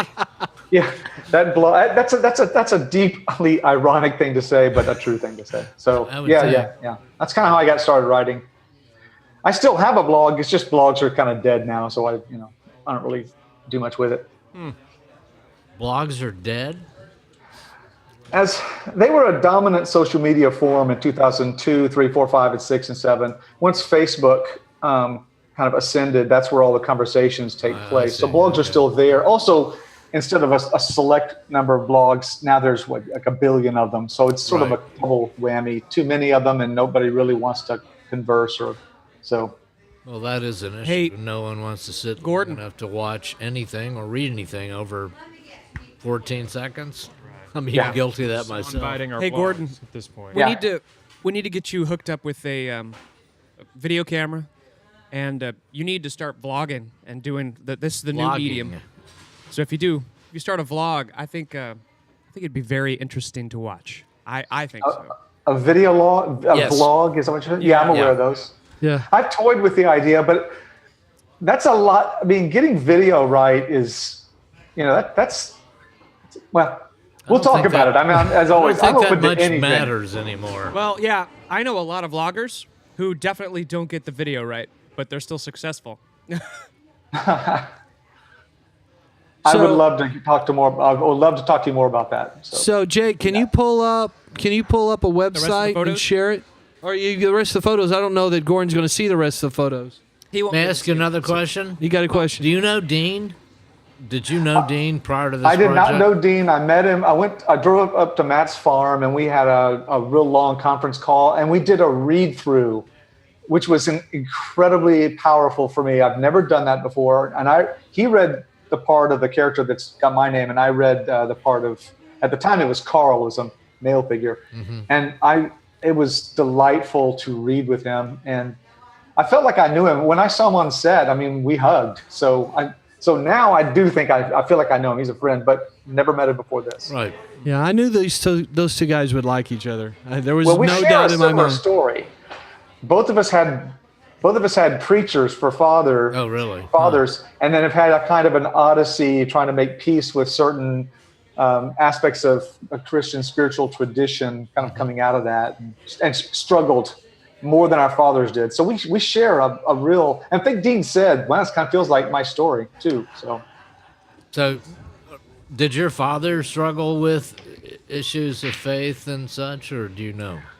No, there's a line in the film where the guy turns his folder over to Carla, who's the dealer. She's evaluating it, and she says, "Wow, your dad scored a 94." There's like this imaginary level of, and 94. It's a question of true believer. I mean, because there are true believers in the world. I mean, people who are just totally sold out and into whatever that view is. So that character was clearly based on my father, who is that guy, and is a great guy. Love him. Yeah. So tell people about the little side project that might come out of this larger short story that you're excited about working on. All right, I'll try to do this in a reasonably fast. Now we time, can't 'cause make this is any pretty promise. complex. We can't make any promises on how this ends, but we have a goal. Is that right? Yes, Okay. yes. So I got started drinking whiskey pretty seriously maybe 4 years ago, and then I've even done some training at this whiskey marketing school in Austin. I'm actually now a level 1 whiskey sommelier. My friends all give me a super hard time about that. I did it on a lark, and because I'm doing some whiskey writing right now. But we have created an imaginary whiskey called Diamondback, and we had a serious graphic designer do the label, and we had a set piece that was this Diamondback, and it says Diamondback whiskey, peat from Scotland, venom from Texas. And at the bottom it says, because we like a whiskey that doesn't go down without a fight. So it was originally meant to just be a scary kind of whiskey that would be this almost communion element for the Gordon Atkinson character. But now it's actually going to be a whiskey. I mean, I've worked with someone, and we've got a blended whiskey that we've put together, and we're going to be giving away. So it's actually going to be a real whiskey called Diamondback, assuming we get copyrights straightened out. I don't know, Copperhead, would that work, Matt, if we had to make a quick shift? I think you did a simple search on the internet. And yeah, I didn't see I any. couldn't believe we didn't find anything. So you jumped out there and grabbed some domain names. Yeah, And, diamondbackwhiskey.net I got. So you can actually see the bottle that we use in the movie if you just go, that's all that's there right now. and also whiskey spelled without an E. I mean, yeah. I got Diamondback whiskey with no E. That's the Scottish way of spelling whiskey. American whiskey is EY, Scottish is no E. So I have Diamondback whiskey with no E.com. Yeah, either one of those should work. So anyway, that's going to be fun. Any of y'all whiskey drinkers? I know Matt's really not. No, I'm not. Not of any repute.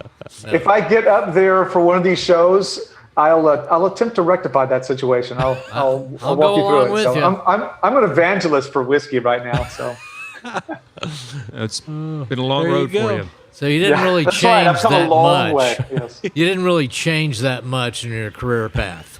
Correct? That's right. Yes. Exactly. Hey, Jake, scroll up, man. Let me see the full label down That's below. nice. That looks There great. you go. That's a thing now. It's going to be a thing sooner than later, we think. I think you can pull that off. Yeah, it just still blows my mind that wasn't already a name. Should be. Yeah, Copperhead is more problematic. But that's another story for another day. So, Gordon, thanks for joining us, man. I told you I was going to get you out here by 1, so we're hitting right up against. Can I have that. one more question? Yeah, go for it, man. And I thought both Dean and Carl. I thought Carla did a great job on the film. Denise, Carla, Denise. Thank you. I'm mature. I tell you this before. I thought both performances were great, but I thought she actually was quite good. you want to hear something fun? I think I told you this on the phone, but I didn't tell Will. A rough cut we watched, and my son-in-law, who had no background on this at all, he hadn't seen any of it, didn't know any of the story, anything. He watched the rough cut with us the other night. Oh. He had no idea that Salome and Carla were the same lady. person? Really? He didn't know. It didn't go. occur to him that was the same actor. Isn't that cool, man? Yeah. Yeah. So any concerns we had about it just being too obvious that they were the same person kind of went out the door on that one. So it's very cool. Even if, it's irrelevant. it doesn't really matter, but it still was something we didn't expect to happen. Because she did Gordon 2 different performances, basically. For me, it is true that the same actress playing the 2 different roles, that has symbolism within the story as well. Yes. You don't give too much away there, buddy, but you might want to kind of help people get that.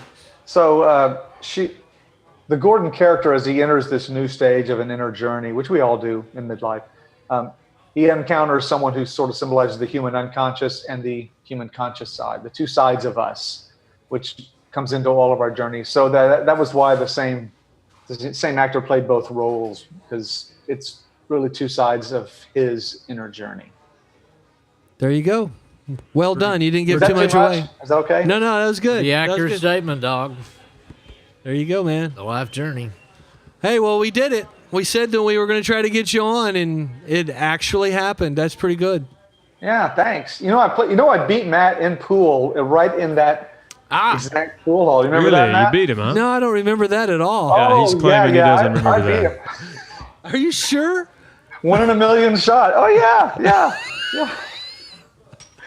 So I love that place. That's like my place. I own that place now. That's mine. That's my pool hall. I want to be here on Wednesday night when you come assert yourself as owning this place. I'm never going to do that. You know that. You don't ever come back and you don't tempt the fates because I had no business beating you in that game. Got to be back here on a Wednesday night for a pool tournament. That would be too much fun. I will. All right, man. Okay, so thanks. Gordon, Hey, thank you. make sure you hook up with Brian. Yeah. Oh, okay. Let's get some info. I'll send Matt a text and maybe get a text, a number, or an email for you. Awesome. So, okay. That's good. See if I can figure out how to shut this off now. Bye, Gordon. See you, Bye. man. Oh, man. I wish I'd spent a little more time visiting with him on the set, but he got on the whiskey story and. There's Russ. Hey, dude. Excited. He showed up. Russ. Where'd Morgan go? You want to sit down for a second? Yeah, I can sit. Morgan, come say hi to Russ. We lost Will. He's going to go get another brewski.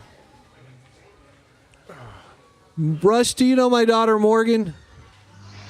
Yeah, I saw posts about her in Facebook. Hi, Morgan. Hi. It's hard to get on these chairs. Yeah, there. What's up, guys? So what are you doing in Kyrgyzstan? Is that a Norwegian flag you got on? Yeah, and it says Russ. Yes, it does. How did he make that Somebody funny? just gave me this. It's from some Norwegian mission. That T-shirt. Uh-huh. I don't know what Russ stands for, but I guess it's like Russian mission or something. I'm not sure. Really? Something Indonesian. Well, that's kind of nice. So that shirt wasn't made just for you. I don't think so. Somebody else wore it before me, and then somebody else wore it before them. So. Oh, so it's like it's like our thrift stores. Is where you got it at? Somebody just gave it. A friend of mine with whom I'm staying right now. In fact, yeah, he thought, hey, that'll fit for you. So, no pun intended. So what are you doing, man? Are you just visiting? You working or just hanging out, Yeah, visiting family? Yeah, all of those things. Okay. I was working, and then I was visiting, and then I saw my family. So and. Maybe like next week, I'm gonna be driving back to Kazan. How long of a drive is that, man? Okay, it's 3,500 kilometers. So it's like 1,000 miles. About 3,000 miles. I don't know. No, that'd be like a 2-day drive. Yeah, 2-3 days, depending on how long you're gonna be at the wheel. So what are the roads like? Do you have like highways that are super nice and wide or not so much? Nah. Well, most of the Russia was like that, and then the north part of Kazakhstan was like that, and then the southern part was really bad. So, but, I made it. That was okay. What are you driving, man? Oh, just a sedan or a liftback, rather. It's just a Russian Lada car. It's a, 4-door sedan. That's what I was driving. Nothing special. No, it's not like a Camaro or any of those things. Camaro. Just a normal car. Cool, man. I got to go wrangle up some pool players. You have not been on the show. You were on the show once this summer with us? It's been a while. We haven't had a show in like over a month, so. Yeah, maybe a couple of times I've been there. But this is only the first time I'm in Kyrgyzstan and we're having the show. Oh, okay. Otherwise, it was all in Russia. It's like 3 hours later there, or earlier, depending on how you look at it. Yeah, it's earlier in Asia than in Europe. Right. So. But that's okay. I gotta go check on some people. Sure. Learn some Hey, stuff from Russ. Yeah. Go ahead. Russ. So you're just hanging out there in Kyrgyzstan? What brings you there? For now, I have completed my work assignment, so Right. Just hanging out for maybe a week, and then I'm gonna go back. What do you do when someone wants to hang out in Kyrgyzstan? What do they do there? Oh, they go to the mountains, or they go to the big lake, the Issyk Lake. Yeah, the mountains are everywhere. It's like 95%, or maybe less, of all the terrain are mountains. Mountainous. Yeah. So. Hey, But it's cool. Russ Hushilov, our friend from Norway, he recognized obviously the shirt you're wearing, and he says that Russ is a senior thing in high school. It's some sort of high school senior thing that happens in Norway. Okay. So. Thanks for the information. So now you have to act You're wearing like some you hip know what clothing it from high is. schoolers. That's pretty good. From here on out, you have to be like, yeah, I know what that is. Sure, absolutely. I mean, who doesn't know that? Of course. I don't know if Hushy's going to enlighten us anymore. He says it would take a long time to explain it all, but. Okay. The question is it like rush, like rushing? Like Russ, like joining the senior. It's maybe it's like when you join this. You're a Or senior. if it's like you're a in the homecoming or something. Could be I a don't know. homecoming of some sort. So your work assignment, is it top secret, or can you tell us what you do? It's nothing really top secret. It's basically the ammunition disposal facility. It's for artillery ammunition disposal. Basically, instead of just blowing this up, those artillery rounds or shells, you take them apart. You take the explosives out. You take the fuses out. Then you take the what do you call it, the brass, and then you recycle the brass. And the things you can't recycle, you either burn it or blow it up. That's so cool. It's called open burning, open detonation method. I know it's too technical, but yeah, that's what we did. So it was. That's awesome. Yeah, it was what's it called? Department of State ran project basically. That sounds like it could be dangerous, right? Yeah. Or is it all inert? Of course, yeah, of course. There are like some parts in the artillery shells that cannot be disposed of by industrial method, meaning you can't really do anything other than to burn it or blow it up, to detonate it. So they have those incinerators. They're armored incinerators. So they load them up in there. So they make the trail out of the propellant, and they light it up, and they leave for like maybe 24 hours for it to just pop and burn and explode. Little tiny things like tracers and what do you call it, the primers and all these things, which cannot really be used for industrial explosives. They just little parts that are dangerous, but you want to dispose of them. So that could be dangerous if you're like real close to them. Other than that, most of the processes are safe. Like the most dangerous ones is to detach the fuse from the main part where the propellant is and the rocket motor is. That's automated and it's remotely operated. So in case if something goes bad, it's remotely operated. So other than that, it's okay. It's Russian-made equipment, but it's funded by the Americans and by the Republic of Korea just a little bit. But it's international. Wow. I just learned a lot right there. That just reminded me of a story my uncle told me a few years ago. My uncle was in the Korean War. Okay. And obviously fought for America. And he was in munitions. He was in, what do they call it when you just blow stuff up? Detonation. Well, they call it something. Yeah, it's something like Demolition? that. Demolition. He was in Plus demolitions. or EOD. Yeah, and he was also there to collect mines, landmines. The demining. He was in the demining, and he said they were in the hills in Korea, and there was always snipers around, and you really couldn't tell where they were at. Okay. But he told me stories that we were at the demolition place one time where they just basically would gather up all these mines and put them in big piles the size of the horny toad. Let's pile them up in remote locations, obviously, and they would man 3 or 4 guys there just to make sure that those mines got there and to protect them. But still, there were snipers from real far away just guessing pot shots at nighttime. Wow. Especially. You wouldn't hear the shot, you just hear ping! And they were trying to blow up the pile of mines to kill as many soldiers as they could that were nearby. So no one stayed near the mines. They stayed half a mile away, maybe a little bit closer.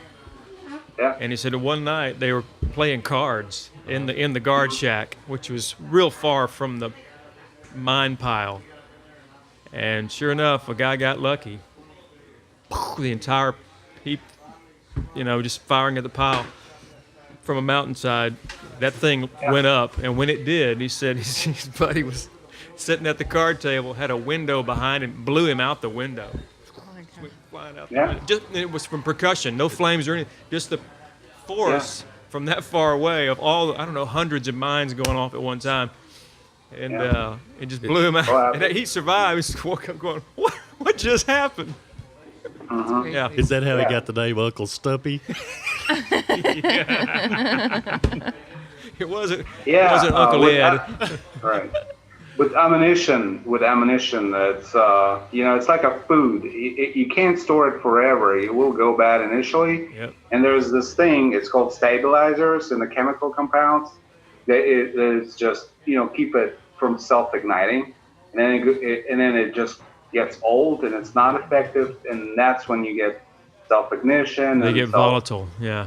Yeah, that thing. It's because it's just chemically wants to come from the unstable state into the stable, and the stable state is for it to explode, to burn basically. So those things have to be, and it's a lot cheaper to just buy that equipment, to train the people, to get all the the resources available into dismantling or disposing of that, than to deal with if anything will blow up in that area. And there's lots of stockpiles, they're called, lots of that stuff. There was this case, somebody in Crete, I think, or in Cyprus, I'm not sure, somewhere in that area. They arrested a big cargo container, the ship, which was full of illegal ammunition. And so they stored it not too far away from their power plant. So those containers, one to another, just, the police or whoever, they, took them. So, and after a while, because of the high temperature, it exploded and then also destroyed half of this power plant, which also destroyed their economy. Wow. So this is how serious you really. Oh, yeah. And there's lots of that stuff that has to be disposed of. That's crazy. It is. I didn't think I learned any of that today. So this is a Russian, American, Korean operation. And Slovenian too. It's and those it's guys the too. Slovenian company that kind of brings them all together. So the major donors is, of course, it's the U.S., Department of State, a little bit of Korea, and the suppliers of equipment to dispose it is Russians, because they speak the language of this area and more or less of the same standards for the calibers, for the rounds, for the shells, and they have the equipment that's able to do that. Not the NATO, but the Russian standards. So this is how it works. It's interesting. It's both exciting and it's kind of dangerous at the same time. Yeah. But we're not planting mines. We're demining. We're disposing of those things. Right. It's like demill operation. This is what they call it. Yeah. Is the weather good for that right now over there? Oh, the weather is okay, but it was really hot. It was, oh man. There's this big hole that they use sometimes for burning extra propellant from those artillery shells. And it was like, okay, if you good in Fahrenheit. It was maybe 100 degrees, and somebody ignited that pile. It was maybe, I don't know, about 100, maybe 200 pounds of that stuff in there. It was even hotter. It was so hot, and we were like 50 yards away from there. We thought we were going to cook, and we hid behind the fan. It was really hot. Yeah, but now it's okay. The weather is okay.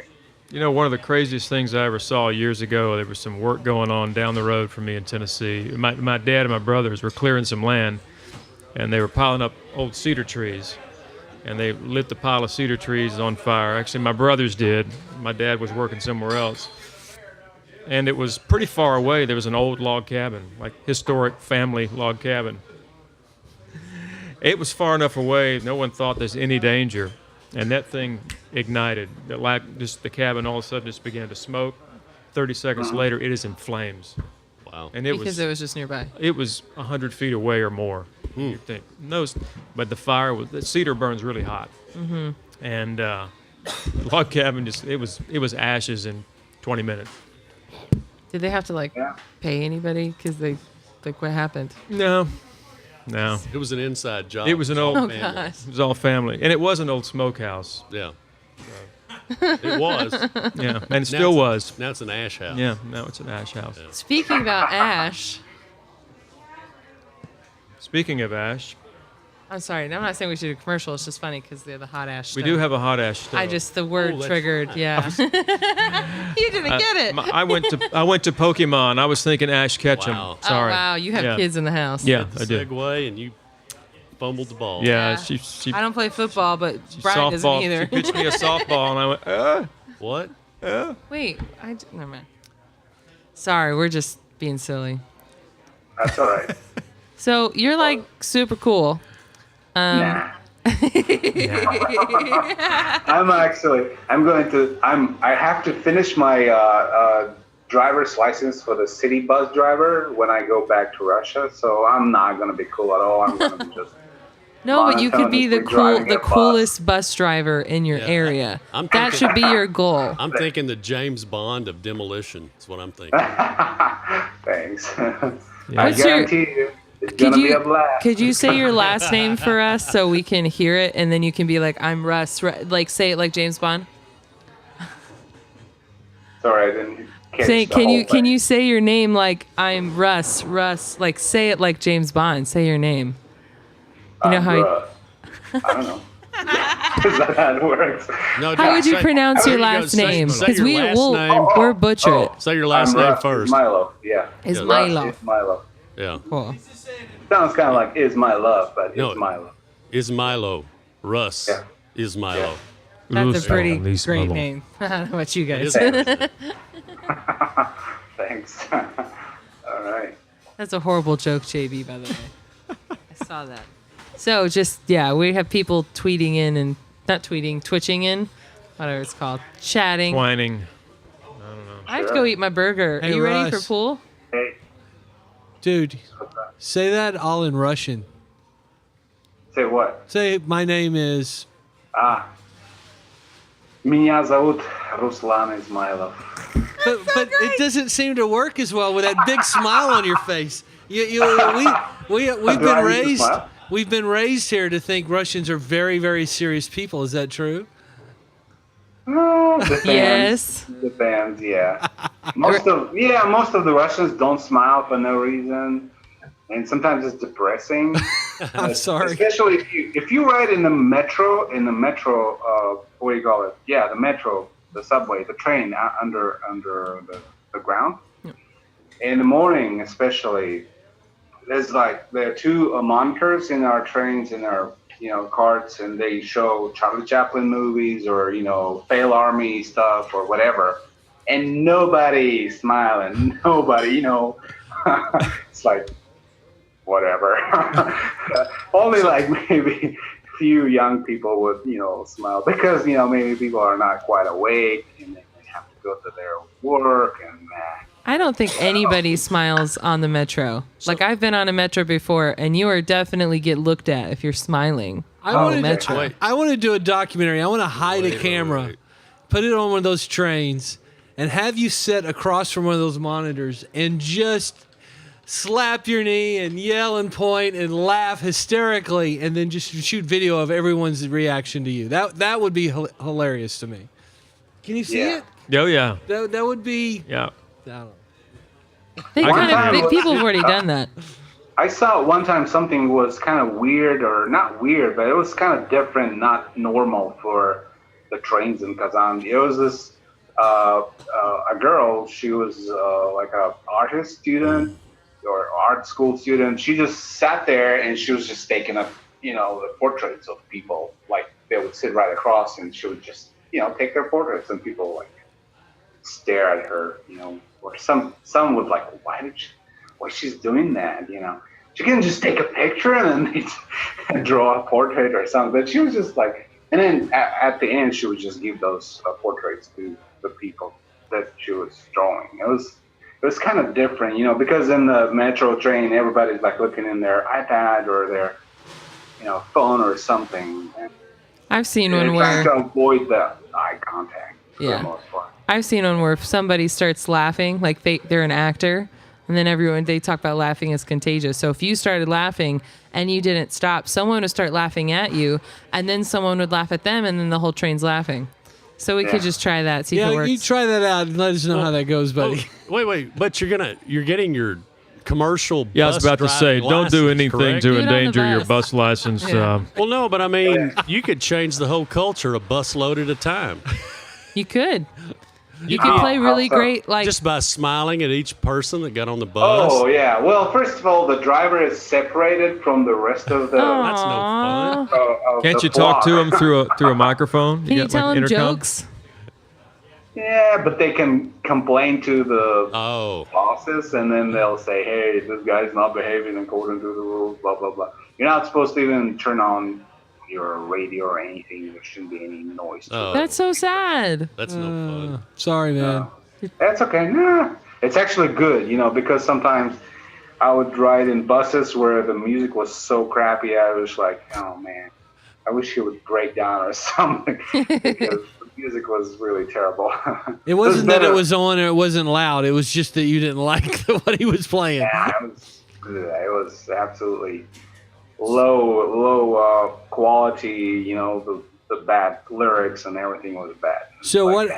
I'm always intrigued. What are you listening to nowadays? What are you listening to music wise? Oh, I listen to anything that I can like. I have like stuff on my SoundCloud, and there's some. I don't know, what is it that I was listening recently? What's the name of the group that we're always giving you a hard time about and laughing about? The German one? What is it? Oh, the Rammstein, you mean? Yeah.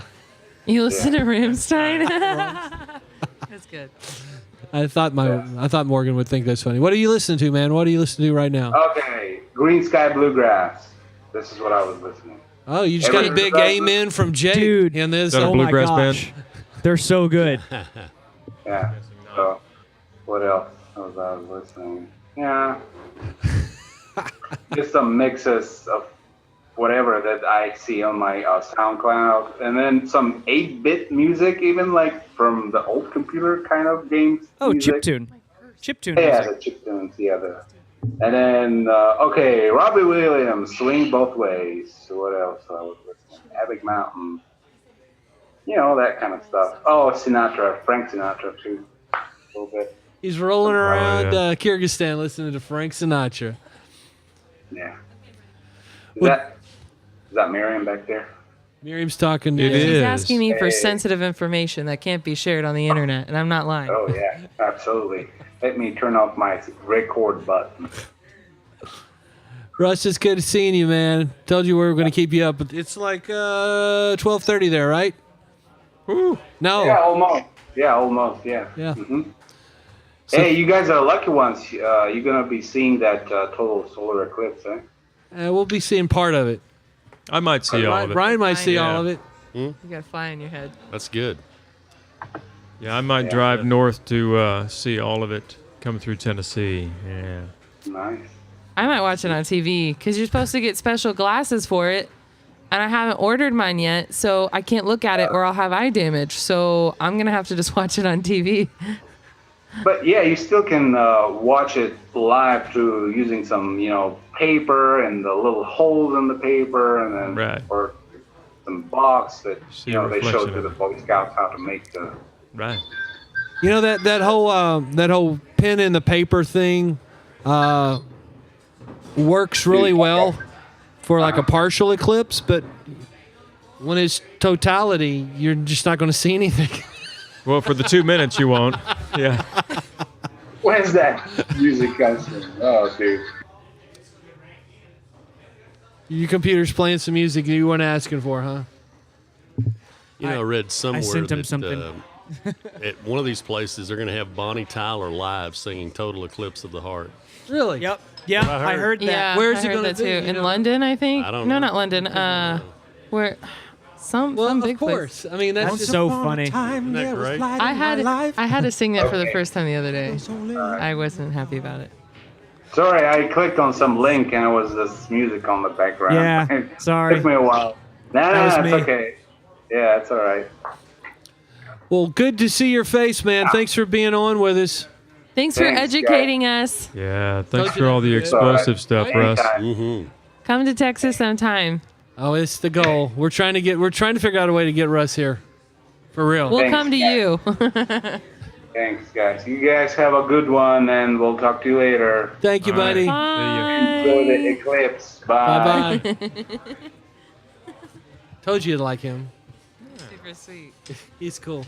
I like sweet Russians. I've been using a fake Russian accent sometimes with my students, but it's apparently good enough because they're like, "Is that Russian?" I'm like, "I think," and it's sometimes funny. I do that at work. We heard a lot of Russian accent the other day on their first AD on the film shoot. Oh gosh. He loves to use a He Russian added- accent. Say He what? added a third to the list. What did he add? It was either he's a very flamboyant man, or Russian, and then he started doing Mario. Australia. Oh, he also Yeah. did like Mario stuff, Yeah. like Italian. I mean, he's got tons of. it's of not little important. references You to don't know stuff. who he is. Who is Whatever. this? The first AD on our okay. film set. He's the guy that's running around telling everybody. First what to AD, do. he brings like bandages. Exactly. That's exactly what he It's does. just like my title, you know. First AD. So His Brian, name's David. why don't you get things set up? Let's give it a shot. Tell people about our ping pong. Oh yes. I'm gonna leave now. Yeah, yeah. You know, I've said this before in some shows. I don't know when, a month or two ago. That wouldn't it be great to use this table as a miniature ping pong table and just interview a guest. I'll be over here, they'll be over there, and just kind of talk. So we're going to do that, and I think you should be the first, and we're going to talk about cryo stuff. Therapy? Cryotherapy. You know, well, we'll do it while we're playing ping pong. That eclipse thing? Yes. I'm not going to be watching. I only have the one eye, and I don't have one to spare, so I can't take a chance like that. Yeah, you don't. I'll you just don't. have to check it out on the news. Check out the video. Yeah. Yeah. So, have you ever played ping pong with a one-eyed guy? I can't say that I have. You're about to. Well, you need me to close one eye? No, I will. I'll close one. You're I won't tell you which one. Well, what happened is what I mentioned on the show months ago is, it'd be great to interview while you're playing ping pong. Yeah. And someone anonymously sent us a tabletop ping pong thing. We don't know who it is. They just said, well, the box is back here, So have fun. How are we going to be mic'd up on that? Well, we'll probably have to keep, we'll have to avoid the mics on the table somehow. We'll bring these out to the side. Okay. Make an extra barrier. That's a good But we question. need to do it, though.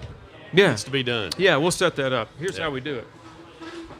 We grab these guys. And Look at that. It's pretty simple.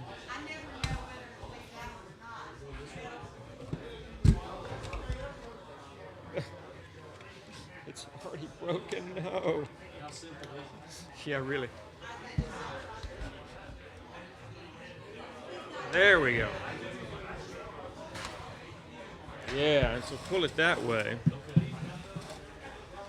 And I left a couple of marks.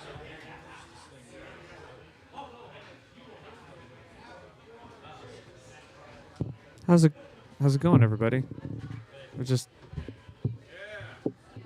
hanging out. I think it'll work. Oh, they're back. Excellent. So we'll move our Dublins here. Okay. This way and clear the table a smidge. Still don't know where the ping pong balls are. I think they're in what's in the box there, Matt. And let me switch sides with you because that's my. Oh, okay.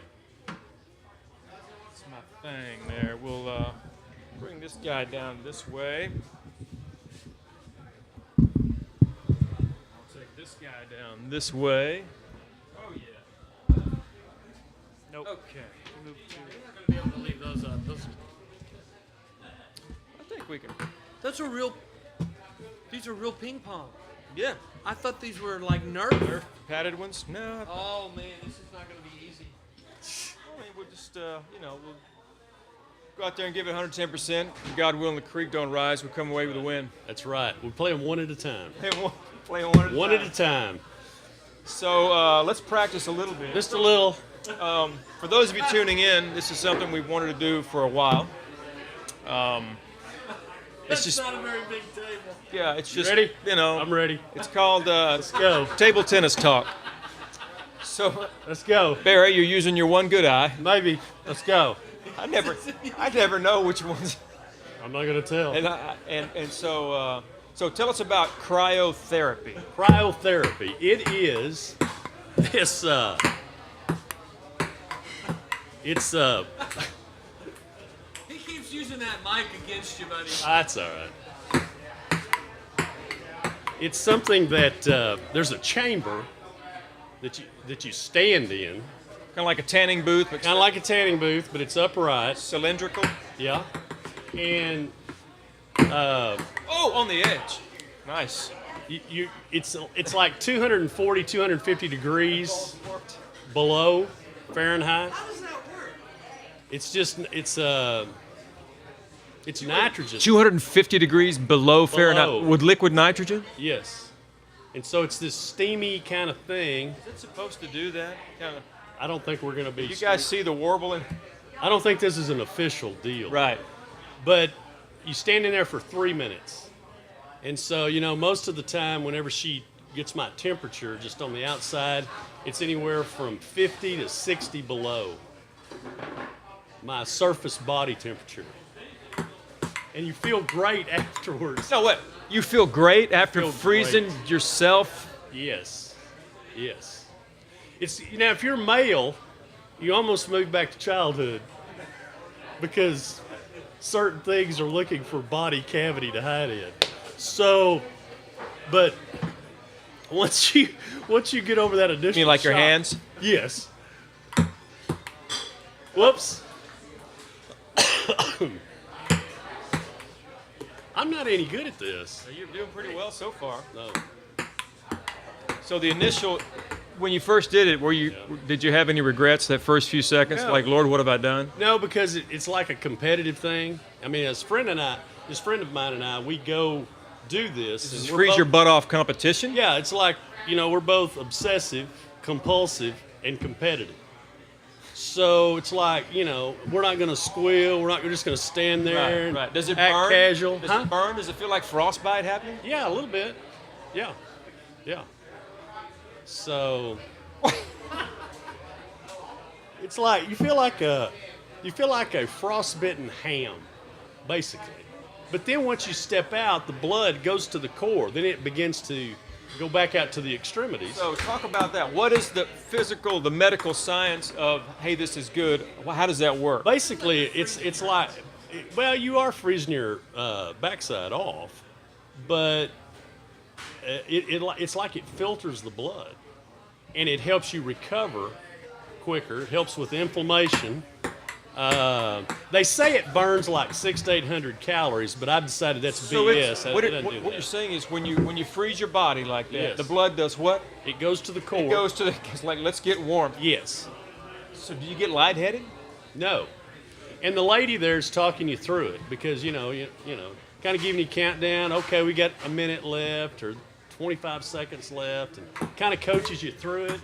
kind of helps you, and so. Did she have any horror stories of people freaking out while Oh, they're but being she's cryogenic? she's kind of, she enjoys it just a little bit. I mean, bet. she's great. Her name's Her name Shauna. Helga? Oh. No, it's Shauna. Shauna? She's great, but she's got a little bit of, she kind of likes inflicting the pain. I can tell. And, but really, it is helpful. So when the blood comes back into the body, it's that when the blood comes back in, once you're starting to warm up, then it goes back to your extremities, and it's a circulation that improves. I don't know exactly what it does. It helps with but it helps bringing with nutrients. muscle soreness. In other words, a lot of professional athletes use this to rebound. The first time I read about it was back like in 2011 when the Dallas Mavericks won the NBA championship. Yeah. And everybody was trying to figure out how Jason Kidd, who was in his 30s, could be playing the way that he was. It was because he was using cryotherapy to recover. And so I read about it back then, but I never tried it till about a month ago. And I highly recommend it. So there's a place. Would you like to tell us where that is? It's in Goldthwaite. In Goldthwaite. In the McMahon Pharmacy building. And it's called Cryo Gold. And I assume they named it that because that's one of the school colors for the Goldthwaite Eagles. That's my guess. Yeah. And gold's kind of a cool name anyway. Cryo Gold. Cryo Gold. Yeah, yeah. And it's just relatively convenient and not too pricey nowadays. Has the price of cryogenically freezing your body come down? I don't think so. It's fairly expensive in the metropolitan areas, but in Goldthwaite, America, you try it out for $25 and it's $35 each time, but you can buy a monthly package for $219. Monthly, how many times? You can do it at least twice a day. So 6-7 times you've broken even. I took the monthly package. Does it give you like a rush? Yes. For 3 hours you feel fabulous. Wow. And they said it grows hair, but I'm not sure about that. Are you, seriously? I was going to say, you may want to get your money back.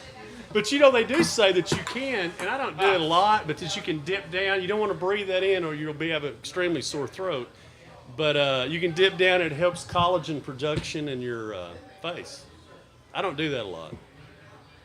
Wow. I mean, they just, it's just like, it's got Haven't they been doing this in Siberia for years and years? No, seriously. No, I think somebody help me out. I think that's called political detainment. Is what you're talking about. Yeah, that's it. But they've been doing that. They've been doing that.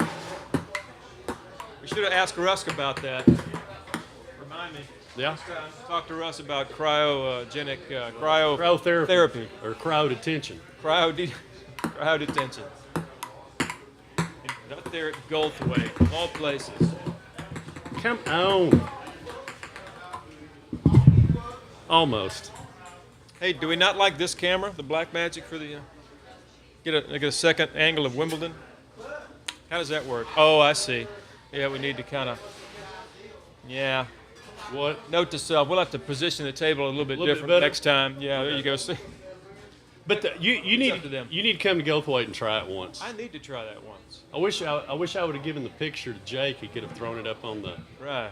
Because I put my shades on. They took a picture. I looked a little bit like a Spider-Man villain. In the chamber. You did look. Dr. Freeze. Yes. Yes. Cryotherapy. Cryotherapy. There's nothing genic about No. it. No. But could they? Did you talk to them about freezing you and bringing you back to life later on? I thought about it. Did they have any words of wisdom about that? None. None?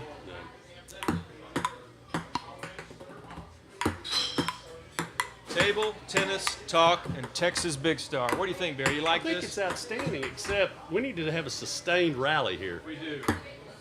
Let's take it easy on each other. Have a good... I need to use the black end. Yeah. Here, I got another one. Here we go. That net's a little higher than I thought it would be.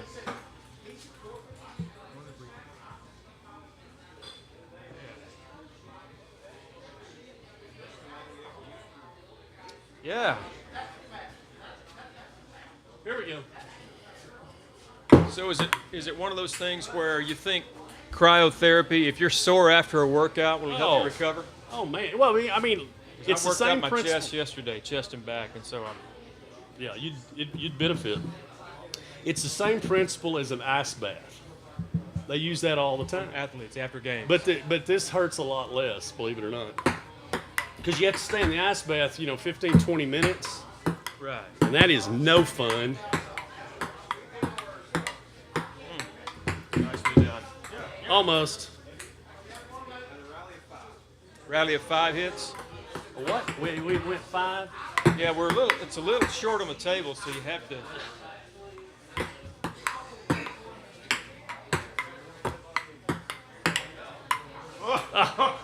Almost. You know what the people that are watching are saying? What's that? Those guys aren't worth a crap at ping pong. It's a tiny table. It's actually impressive you guys are doing this. You're used to kind of going bigger swings. You have to kind of loft everything. Hey, Brian. Yes. Check the monitor. Yeah, I laugh at all you. That is it. There it is. Mr. Freeze. So there's no lid to the top of it, or is there? Well, I hope not. So it's all That'd just kill you, Brian.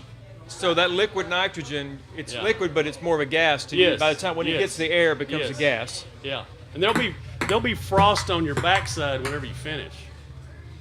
Frost. But you're wearing, you get down to your underwear, Right. and then they put socks and these little footies on, and then you wear mittens.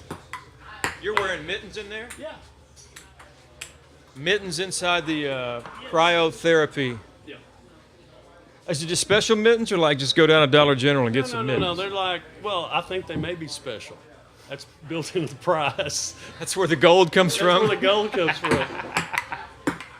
Exactly. Oh. Cryo Gold. Cryo Gold. In Goldthwaite. Goldthwaite America. For your cryotherapy needs. For those of you tuning in, make sure and drive safely. I don't know that the interstate system runs through Goldthwaite too much. They No. could handle the traffic jam. Highway 16. Highway 16. And 280 something.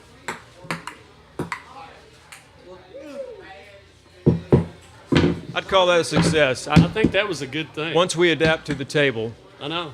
we can carry on a conversation. Well, So this the has fact been that a good I have thing. no depth reception. I think I did outstanding. You know, you did. Barry Fikes, the first guest to join us with Barry Fikes. Hey, if I put these two mics together, is it twice as loud? Sound engineer joke. Whoever gave this to us, It's Made my brilliant. day. thanks. It's brilliant. Yeah. It's just really well I know, engineered. it I is. mean, see, the thing is when we got this, I mistakenly thought that it was a Nerf ping pong set because I had one that had the little Nerf ball and the Nerf paddles, and it was fun. It worked really, We really might well. think about getting the Nerf ball for that. The Make it Nerf, a little softer, yeah, it makes less it soft. noise, It you know. feels different, but I mean, that's like real ping pong balls. But yeah. now, is there a difference between the black and the blue? I don't think so. Because I don't think my level of skill could tell. There might be a little bit, but not really. But you Yeah. guys, I mean, here's the thing. I watched you guys. We have some wonderful people on the show. Okay, nice people, people I really like knowing, and fantastic on the show. But I am fairly confident that would not have gone as well if it weren't for you two guys right then being Well. able to play ping pong And talk. and talk. Yeah, What a deal. talk and play, and yeah, we're ambidextrous. You know, Barry, in as much as I know you really well, Yes. you're one of the few people I'm pretty sure can do something and talk at the same time. You know what, though? It was a little difficult at first. Just the first couple of volleys. Right. Because I'm like, what am I doing? Oh, I'm talking and playing ping pong. Yeah.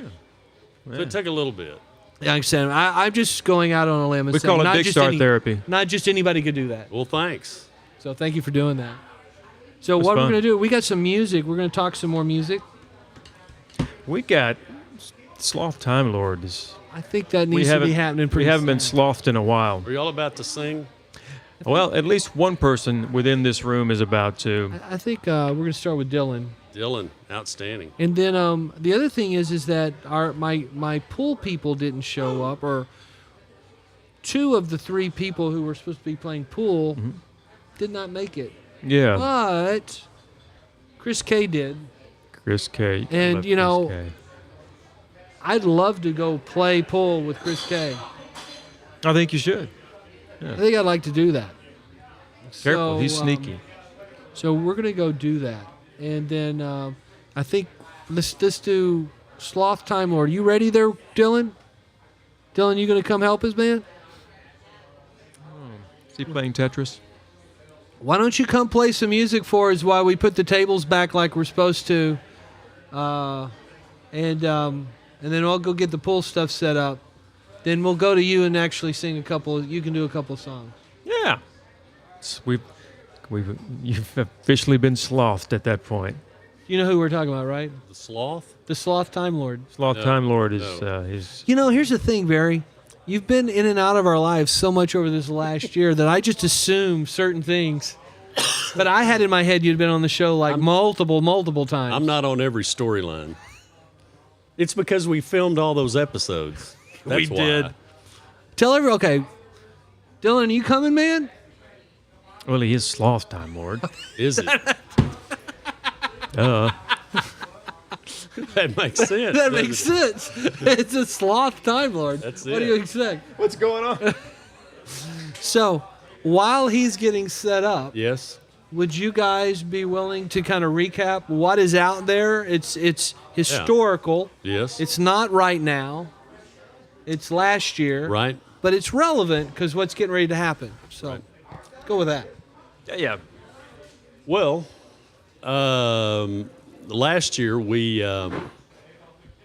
I'm from Richland Springs, Texas, and our claim to fame is that our 6-man football team has won more state championships than any other. Well, they're tied with other 11-man schools, but more state championships, 8, than any other 6-man team in history. And this year have the opportunity to win more than anybody else, and we're the prohibitive favorite in Class 1A, Division II, to win a 9th state championship. And last year we chronicled the quest for 8. Yes, the Texas Big Star. And Destined for Greatness Destined series. for Greatness. Texas 6-man football history in the making. In the making. I finally And got it right. It's the first You time did. I've done the subtitle right. It's a long subtitle, but it needed to be that long. And it was history that was made. I was there for, well, I guess almost every game that was local, 5 or 6 games. Well, in every playoff, almost every playoff. Home games too. Yeah, there was doing videography, just Right. capturing stuff on the field, and I saw even on that ESPN reel, they used a little bit of our footage. A little bit. Yeah, the ones where what team was it that tackled the guy and knocked down the cameraman from ESPN? Oh yeah, yeah. They have me. I was in front of him, and I forget whether it was whether it was a Coyote or the other team coming in for the hit, and just knocked the guy. And went past me, and I have him there, but they didn't show the cameraman getting hit. I've got that on camera. They didn't It is funny. He knocked him over. But he got up and kept on. Oh, and he was also at the championship game. Yes. Yeah, there at the Cowboy Stadium. Yeah. You know, the ESPN thing was pretty cool. Eh. I don't think it was as good as ours, but I didn't either. I'm a little prejudiced. Well, yeah, just a little bit biased. And about, we were like, it was all Richland, so. Yeah. But it was cool. It was fun to do. I got to talk a lot, so I was happy. So this year is number 9, which 9. has never ever been done. No, but no. I mean, we're tied with South Lake Carroll, Katy, and Salina. So there are 4 programs in the state of Texas that have won 8 state championships. Now, any of those guys could do it as well because those are all. I mean, those programs are always good to go. But Are those 6-man programs? No, they're 11-man programs. That's what I thought. So history's already been made. History's already been made. But the unique thing is that we've won all of those state championships since 2004. That is under the same coach. Under the same coach. He's won as many state championships as he has losses in his career at Richland Springs. 8. You know, here's my thought. If I'm the other coaches on the other teams that know they have to play the Richland Springs Coyotes,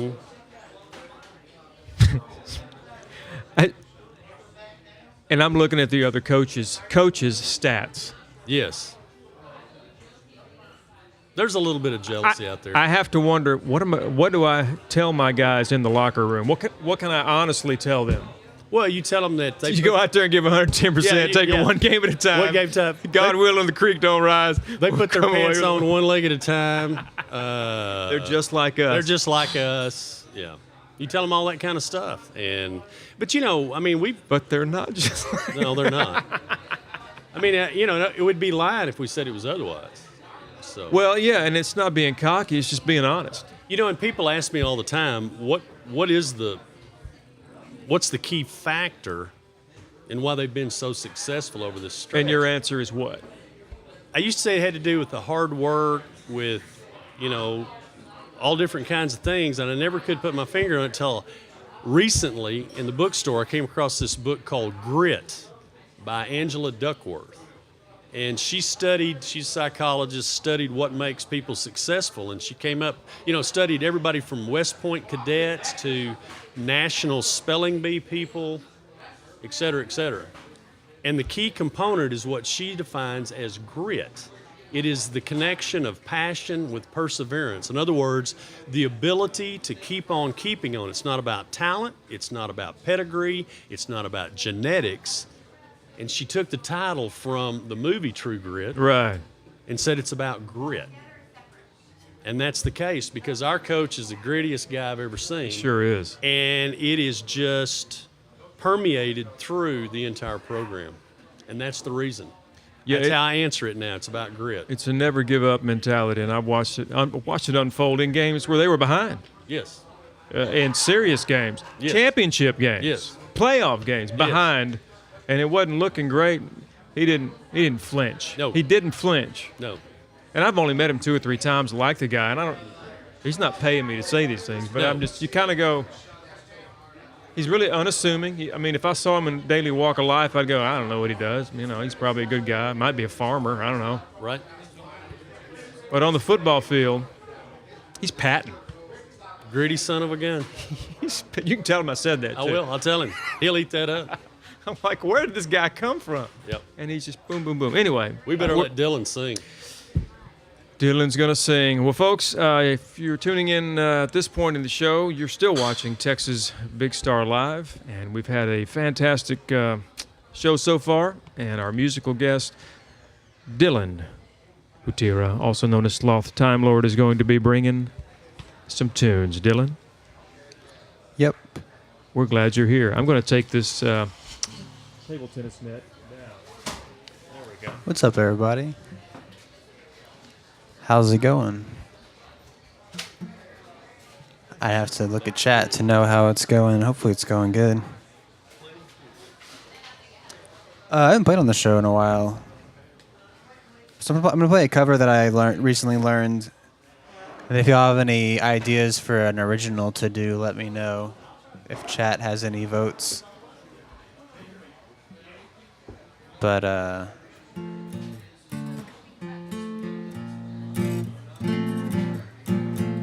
do I want to start with?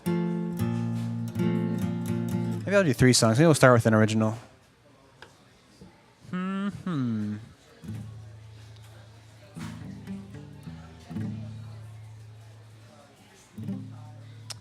Yeah, we'll start with an original. This one's called Autumn Arrives.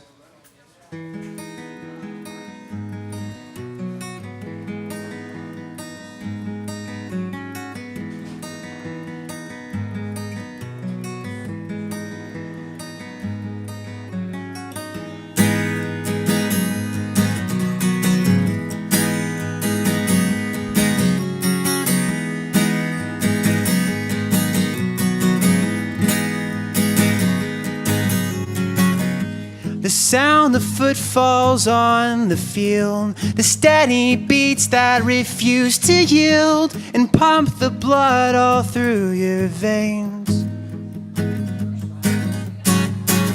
A clear blue sky turns into night, filled with holes of tiny light, and all the leaves begin to change.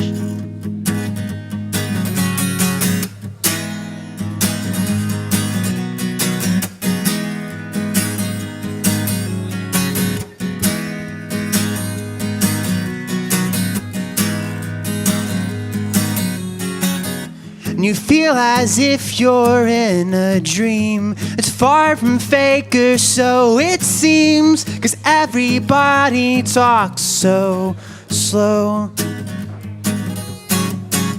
And photographs are hazy blurs, leave you feeling so unsure. You don't know which way to go. But when autumn arrives, you'll go back in time. A cool breeze chills your skin. You lose yourself again.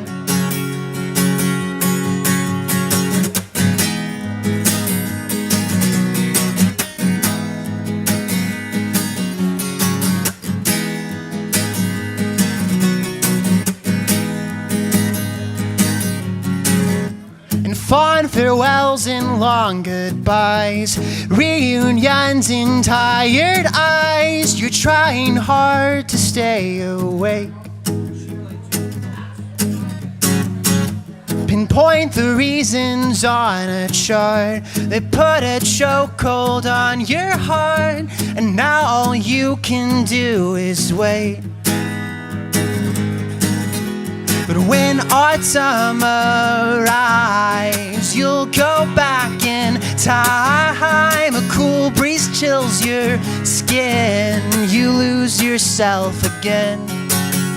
Yeah, when autumn arrives, your life will rewind. You can't accept this end. You lose yourself again. You lose yourself again. You lose yourself again, oh. And you lose yourself again. And I cannot say which part I play in this show.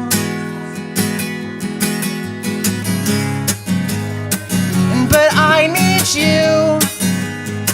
And so if I'll do, please let me know. I can feel it on my shoulder, and I'll pretend there's someone there. But all this time I'm growing colder,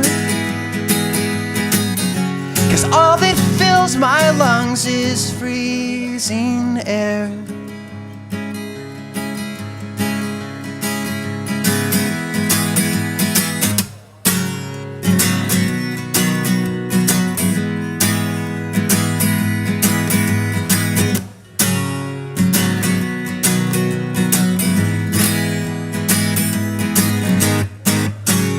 Da da da dum, da da da dum.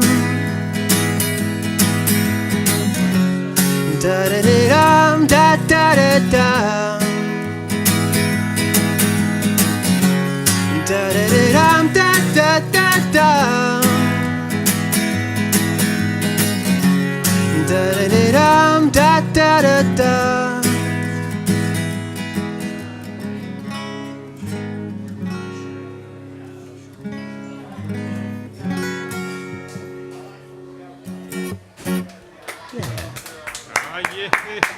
Song called Autumn Arrives. Yeah, if you haven't heard it before. So I don't know who all is watching right now. Looks like we got a bunch of regulars, but Greens too, yeah. if you haven't been here before, I am Sloth Time Lord on Twitch. I have my own channel and stuff. But thanks for being here. It's our first show in a few weeks. Oh, Major Knot is here. Major Knot is my parents' account, by the way. If y'all did not know that, they're moving my younger brother into college today. And yeah, autumn is coming up, so the song's kind of appropriate. Hufflepuff rules. Hufflepuff's all right. I actually don't. I found this shirt on clearance. It's a Gryffindor shirt from Harry Potter. If you can't tell. Mm-hmm. But I actually was in Ravenclaw when I was in Quidditch Club in college. So I really shouldn't be wearing this. I have Ravenclaw jerseys. I mean, Hufflepuff's all right, but Ravenclaw is the best house because it's the house I was in. I mean, not hating. I respect. I actually probably respect Gryffindor the least. I don't know why I'm wearing this shirt. I shouldn't be wearing it. Shouldn't be wearing but I know, right? But whatever. But yeah, I'm gonna play a new cover now. There's a songwriter I like a lot called David Bazan, and he recently formed kind of a super group with some other similar singer-songwriters. And they formed a band called Low Tom, and I covered one of their new songs that just came out on an album they put out. It's called Overboard. We'll see if I can make it through it. I just learned it.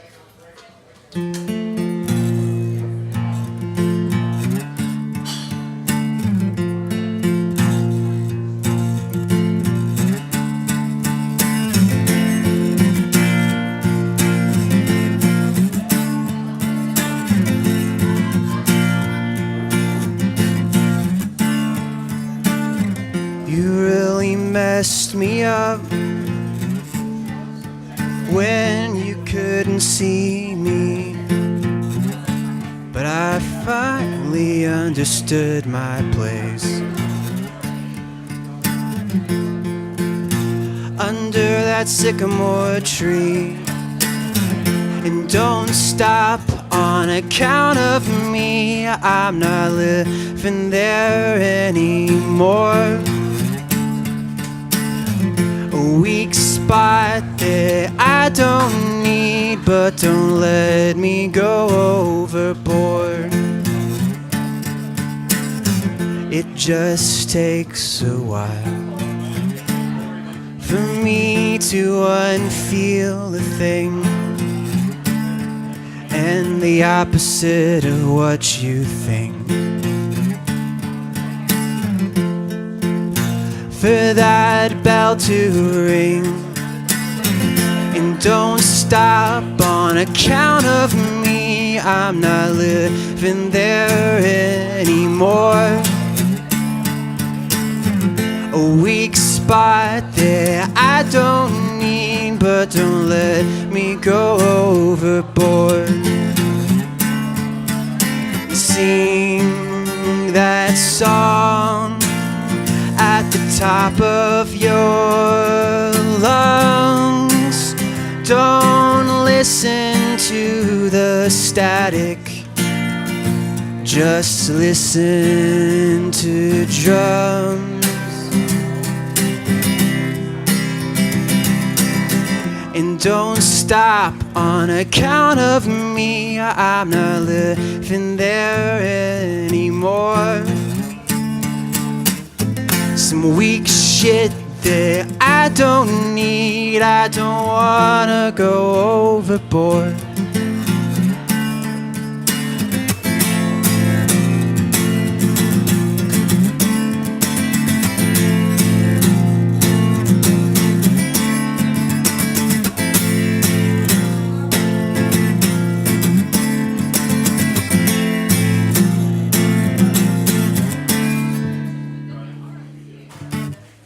Yeah.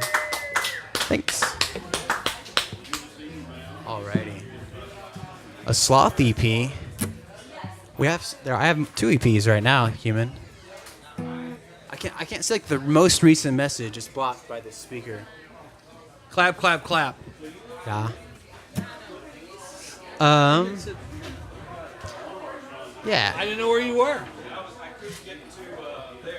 I know, I just. I don't know what's going on right now. I'm gonna chill for a second.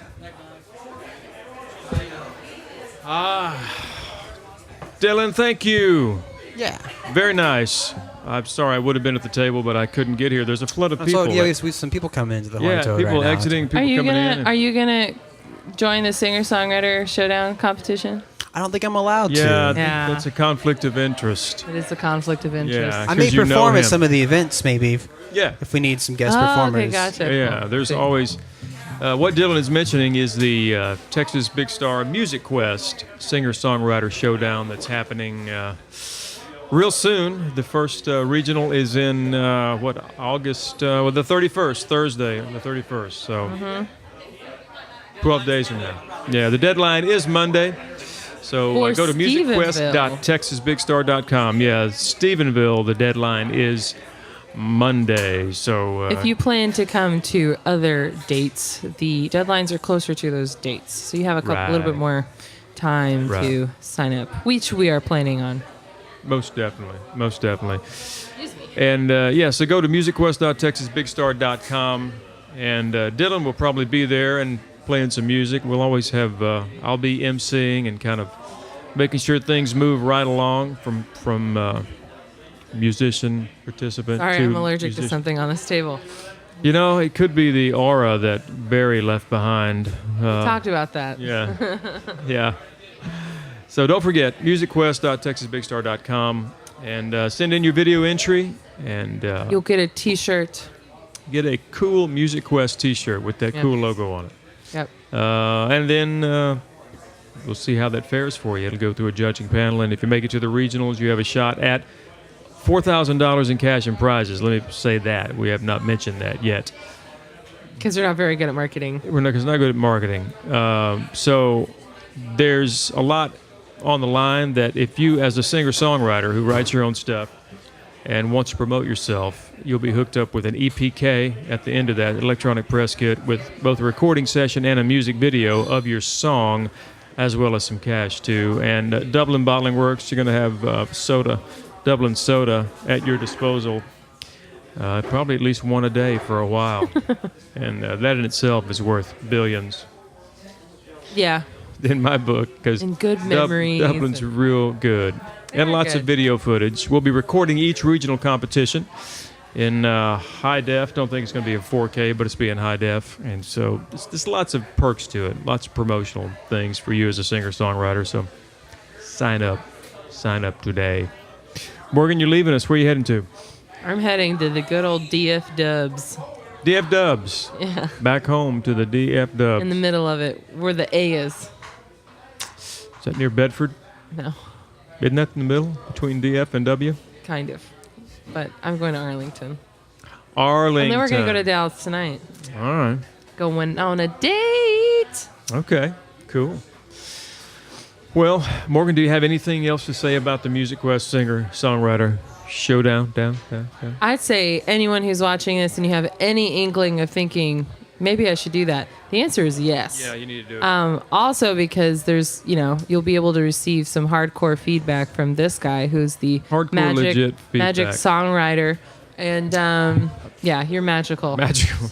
The winner will get Brian fairy dust. And you can sprinkle it on things, make some more money. Hey, Morgan. That's what he drinks. Give away some E2, yeah. Hey, for most of our viewers, they don't live in Texas. So, Well- if you have any friends who live in Texas, who are also musicians, who aren't Dylan, tell them about it. I think that's the hardest part, is everyone who's watching just really knows Dylan. But there are other people out there, so whoever happens to maybe watch this later on, It's a you should small do it. world after all. That singer-songwriter folks come around. Speaking of singer-songwriter, I'm not sure if Dylan has one more song. He has that look of, I have one more song. Yeah, I could do one more. And on something a little more upbeat. than what I was like playing. upbeat. Upbeat's good. Well, it's kind of, it's more energy than the other ones. But what could we, let's see, was there anything y'all want to hear in chat?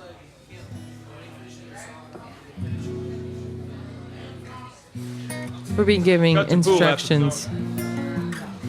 Dylan's going to play a song, then there's going to be pool happening. And in that time, I'm going to depart. So, Dylan, you're going to play me off, okay? All right. I won't move until you start, though. Okay. I'll play the one I was going to play then. This is a song I wrote called Someone. That's the name of it.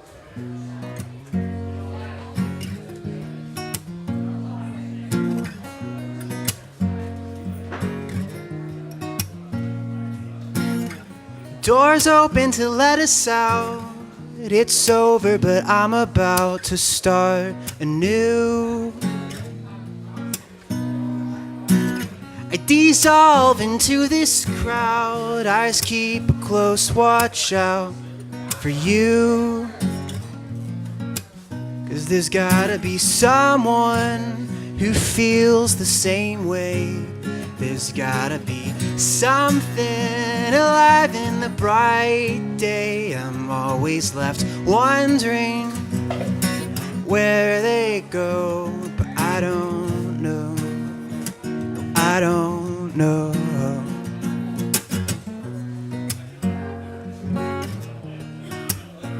If y'all got those guitar disc emotes, you should use them. I can't be the only one that's left when the setting sun renews. The guessing game has lost its fun. I'm desperate for the race I run to conclude. And there's gotta be someone who feels the same way. There's gotta be something alive in the bright day. I'm always left wondering where they go, but I don't know. No, I don't know. No, I don't. And no, I don't.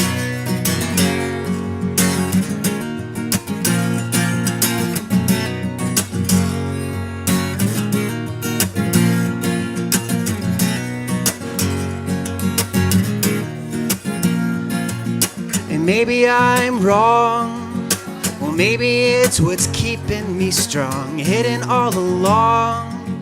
It's something I thought I was missing. Maybe I'm scared of what I'll be when it is not there. Constantly aware, I close my eyes and try to listen.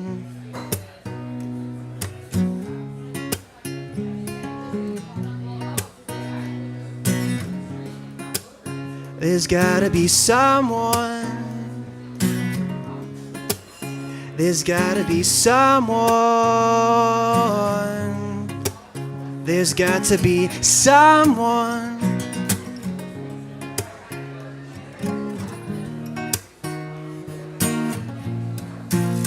There's gotta be someone who feels the same way. There's gotta be something alive in the bright day. I'm always left wondering where we go, but I don't know. And I don't know. No, I don't know.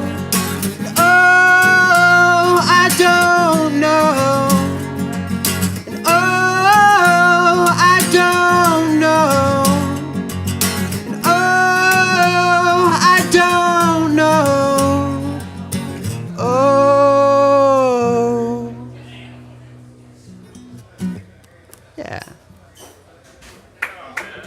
Thanks. That's called Someone. Someone, yeah. That's the title track off an EP I have. I guess it's my latest release, and I'm working on a new one right now. But yeah, Very it's a nice. music video for that on YouTube, which most people have seen. But if you haven't, you can check it out. I don't know if you know, but so I have an emote on Twitch now, just called the Guitardist, because it's a TARDIS that looks like a guitar. That's what they're using there. That's what that is. Yeah. It's got some music notes around it. It's kind of hard to see. Right. A blue one, right? Yeah. The one human spamming I right there. see it now. We're trying to get Texas Big Star live affiliated, so I don't know if you all have any ideas of what we should use for our emote. So it's easier to get emotes now on channels on Twitch, like custom emotes that people can share and chat.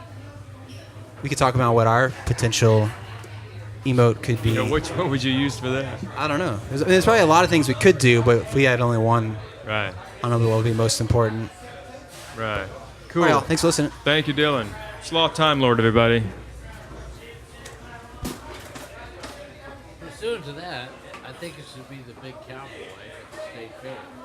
What text? Was it big text? That head and some other weird thing. some other weird thing. I don't know, but this shit makes me feel really old. Yeah, they're talking about. I mean, I don't even know what they're talking about. And I used to be kind of hip.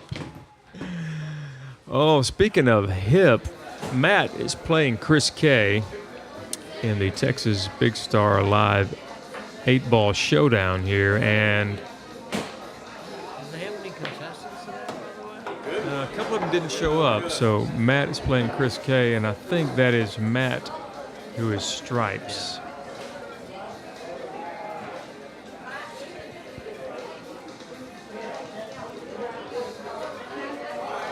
Yep.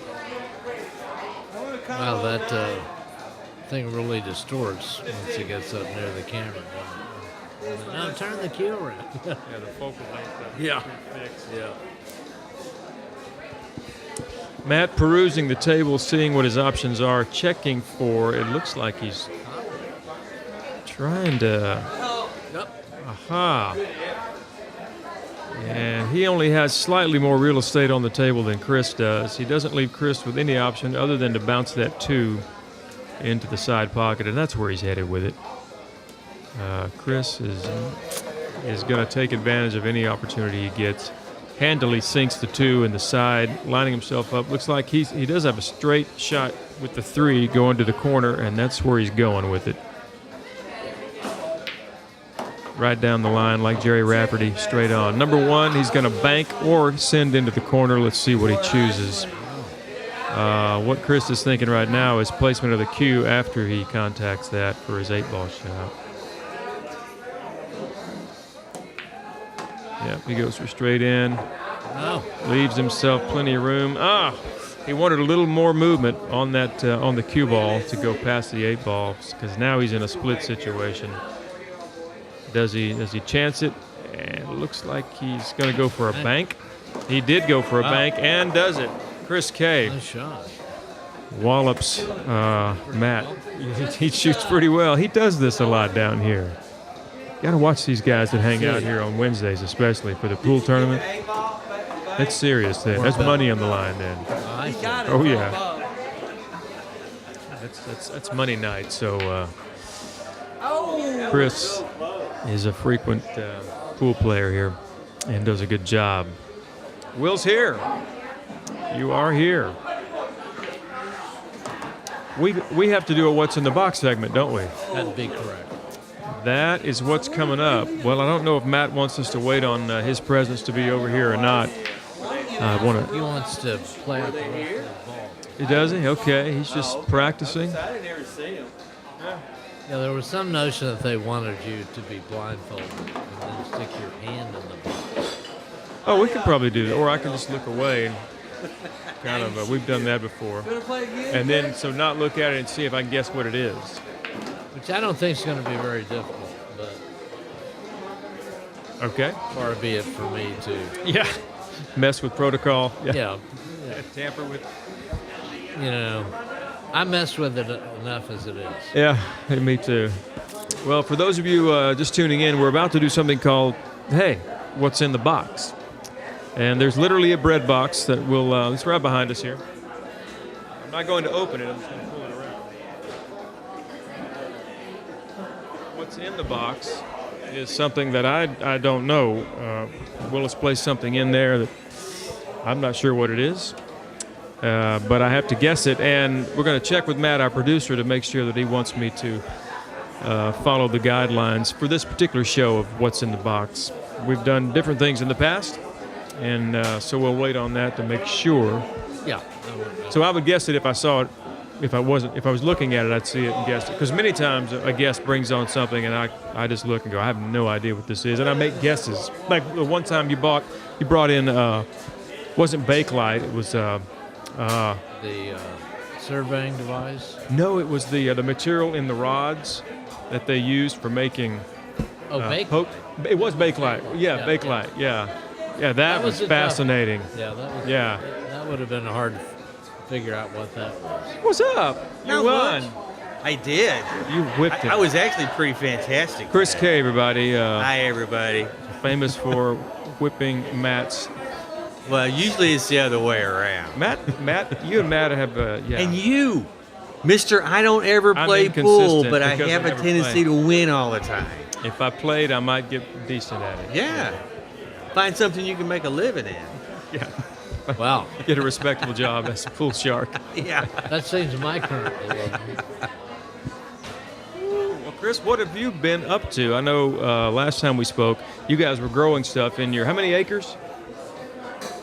Well, we've got 214 on the farm, but we only do the garden on about an acre and a half. About an acre and a half. Yeah. So what's the latest thing that's growing and or being harvested right now? Well, right now we got black-eyed peas. Really? And we finally got our deer situation under control because the deer have been coming along and say, "Oh, look, the nice tender shoots that have the blooms on them. Yummy. We're going to eat those." Yummy. So we got that under control. We figured out a concoction that deer don't like. They don't like. Okay. They don't like the taste. They don't like the smell. So they What's stay that? away. Raw eggs, garlic that you chopped up and So far, it's a yummy omelet to me. Well, it would be because you got the eggs, you got the garlic that you chop up, and just kind of let it soak in water so that you got a garlicky spray thing, and then hot sauce. Yeah, that's my breakfast. It's like And do you throw a few onions and some ham in there, and you're good to go. do you spray that or Yeah, you On take the it, you spray it plants on or the around plants, it? and deer don't like hot stuff. They don't like garlic, and they don't like animal protein, like in the eggs. And then the eggs access this surfactant. It makes it stick on the plants. Oh, gotcha. Surfactant. That's it. Okay, I was going to say a sarcophagus, but that's what happens when you eat a lot of eggs. Yeah. You get put in. in a sarcophagus? Yes, exactly. Yep. And then other than that, I've got cow peas going on a little patch. Now, what's a cow pea? Help me out with that. Cow pea is like a type of black-eyed pea. Really, it's just a little bit smaller pea. You ever heard of a cow pea? No, I hadn't. It's a black-eyed pea, but it's just a miniature version of it. It's a miniature version of a black-eyed pea, but you use it it's a legume. So Right. you put the inoculant on it, and it absorbs nitrogen out of the air, goes into these little nodules in the roots, mow it down, plow it in, and now you got nitrogen in the ground. Nice. Yeah. I have a question. What are capers? You'd have to ask my wife that. That's You said capers? Yeah, do you know? It's like an onion thing. I thought it was a legume, actually. I thought it was a bean. Capers might be in the don't legume know. family. Well, those of you out there in Twitch land, look up the origin of capers, and just see. Give us a hand up. Not the novels, caper, but crime caper, but Caper the with a K. little things that they're kind of pickled, aren't they? Once they go on a salad, kind of thing. Yeah, I guess. Pickle them. I think they're yummy. I think they're real yummy. I don't know. Never heard of them. So, but everything's organic out there where you are for the most part, Everything's no, not for the most part. Completely. Not certified, but we do use all organic principles. Right. Right. So and that's why I'm doing the cow peas. Yeah. Put nitrogen back in the Back in the ground, soil. back in the soil, because we've been growing stuff there, and it's been sucking all the good stuff out, and it's time to put some good stuff back Gotta in. put it back in. Yep.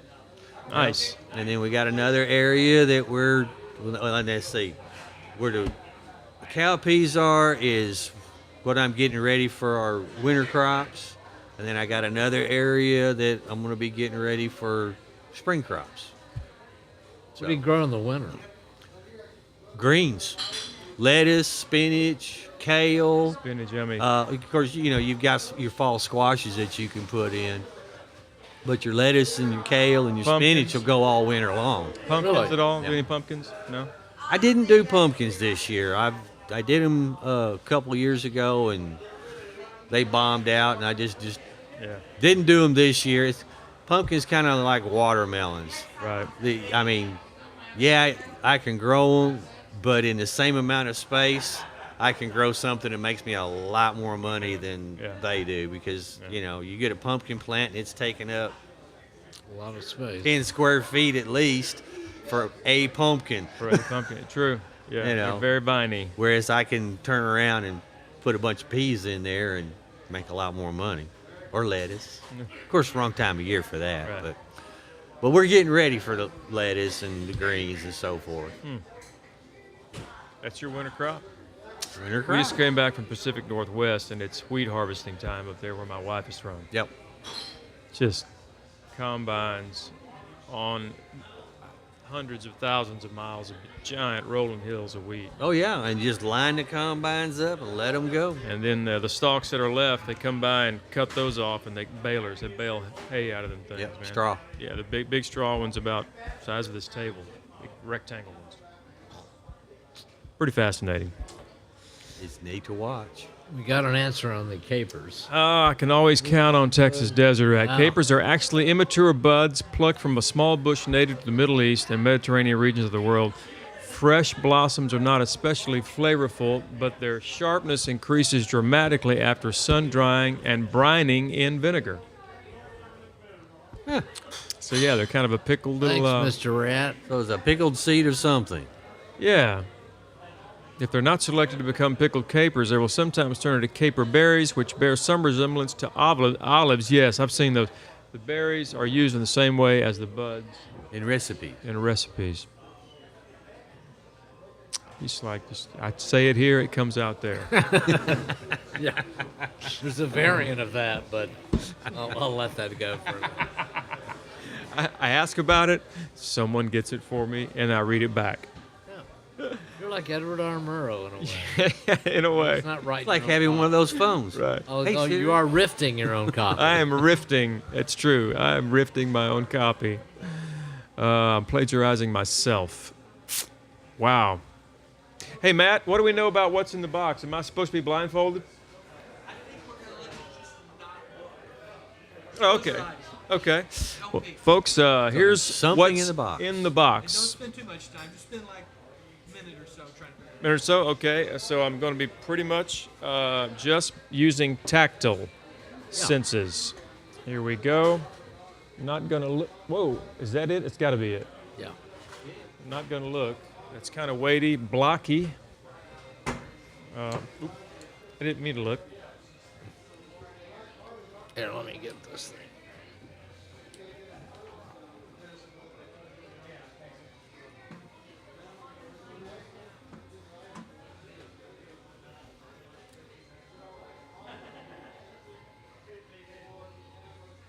I don't want to break.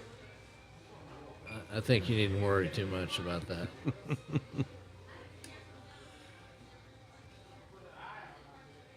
Oh, this is a 8mm or 60mm camera.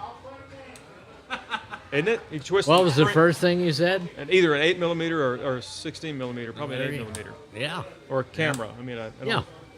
I've seen Yeah. those on. Wow, that's on- when I'm closing my eyes, these don't seem. That's pretty significant lens. Yeah. Does it twist? They rotate. Yep, right? they rotate. If you pull it up, Yeah. it's a Kodak Brownie. The brownies. 8mm camera. Wow.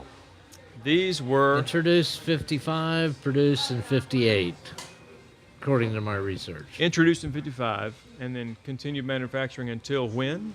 Well, I'm not sure how long. On into the '60s, I would believe. think. It was And then you introduced. I don't know what that There's means your on the viewfinder. Yeah.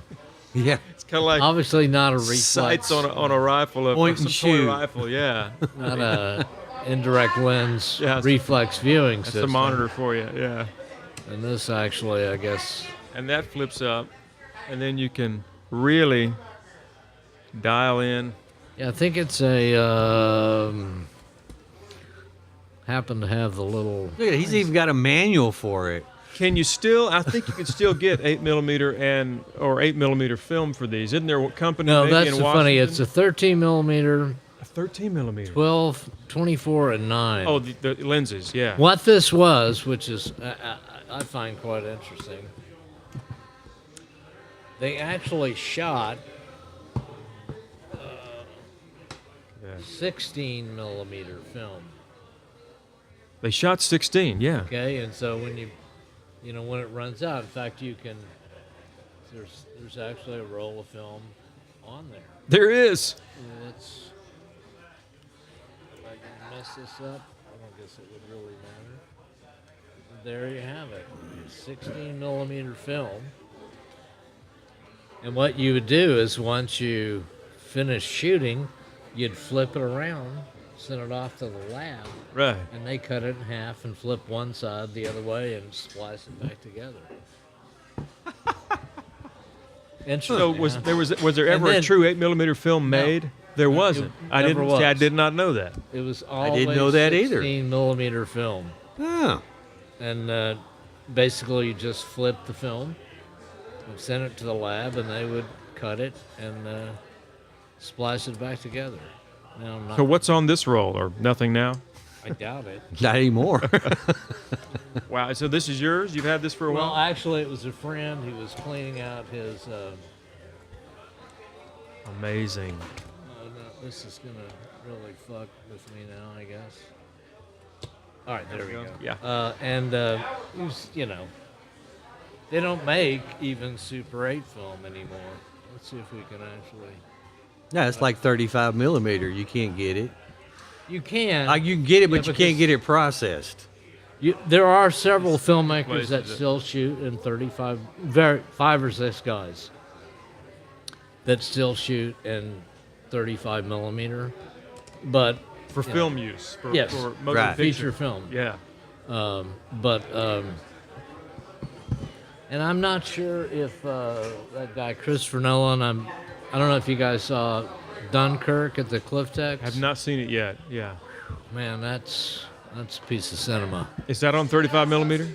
I think it might be 65 or IMAX or something like that. But I think he still shoots on that on film stock. Scorsese used to still shoot on film stock, but by and large, it's a digital world now. Wow.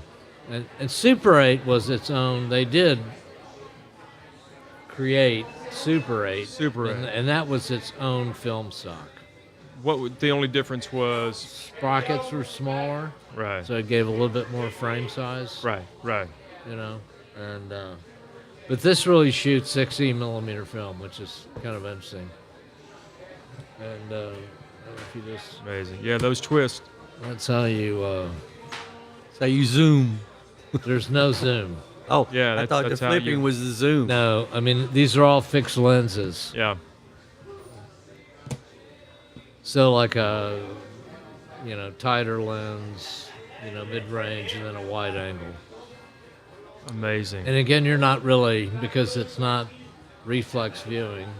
Yeah. You're just getting you're guessing. It's an approximation. Did you ever shoot or work with the Aeroflex, the old Aeroflex 16 No, millimeters? no. That was like a standard, even up into the 80s. Some of the first, Stephen J. Cannell was shooting on 16 millimeter. Oh, I think so. Yeah. On his first A-teams and I would things like think so. that. You could see the quality improve as it got popular. The budget, they would afford better. Yeah. And then obviously 35 is right. better film stock than 16. Yeah. Fascinating. Although, what I do find, if you look at something like a Super Bowl from the 70s that, was shot on film, basically. Television, but if it's,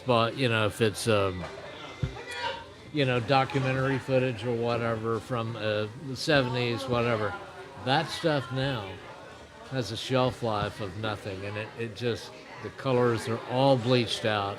It might as well have been shot at the turn of the century.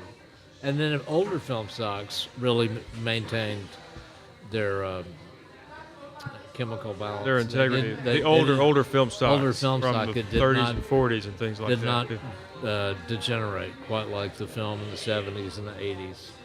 Interesting. Yeah. I wonder why that is. I think it just has to do with they they didn't, do.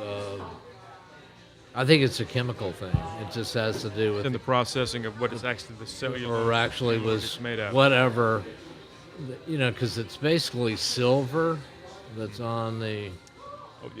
Right. It reacts to light, as best I can remember from my film school days, which now is a couple of years ago. Could take a correspondence course, I guess, and pick up Could. on that. But I think it had to do with the chemical composition on the film side. Silver nitrate or something like that. And they may have. I think it was actually silver. Just, yeah, pure silver compounds Yeah. that would react to light. Wow. And they probably just fudged it a bit. Yeah, they put probably did. less. My. Well, this is great. Thank you. Quite That's a blast from the past. I'm always intrigued. Now these are just, I see them at. You're on eBay. I don't, I see them on people's mantles. It's like, oh, and they don't. Well, even that's know why my anything friend about gave it to me. Yeah. It was like, put it up for a piece of art. But this was the way. Although, to go. I mean, they still process film. Maybe I'll Google up when I get back and find out if you could actually process this shit. You know what I brought from Tennessee because I thought we may use it sometime, somehow, in my dad's garage when I was cleaning it out.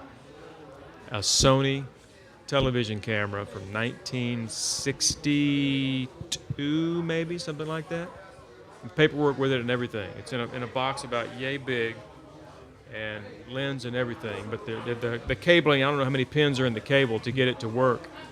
I'd love to figure out a way and just see what it looks like. It's a television camera, you said again? Television. Wow. Yeah. I went to school in Austin, and we were fortunate enough that the PBS station at the time was located on the campus, actually in a carriage barn from the old days where they would park the carriages. Right. And we had, just throwaway stuff from Kale Ren, but we used to have to open the sides of the cameras to ventilate them when we were shooting because they would overheat. Yeah. A long time ago. Long time. All righty, sir. Landing the plane? Let me, I wrote some special lyrics just for this closing show. Very much like the other ones, just different lyric for the closer. Do you need to put that over there, dog, or are you going to... you're... I can do it. Spin those around. I'll stand right over here. Oh, in front of the... Oh, did you want to just do it right here? Paul I'm sorry. McCartney. I was want to enjoy the show. I wanted a better seat. It's all good.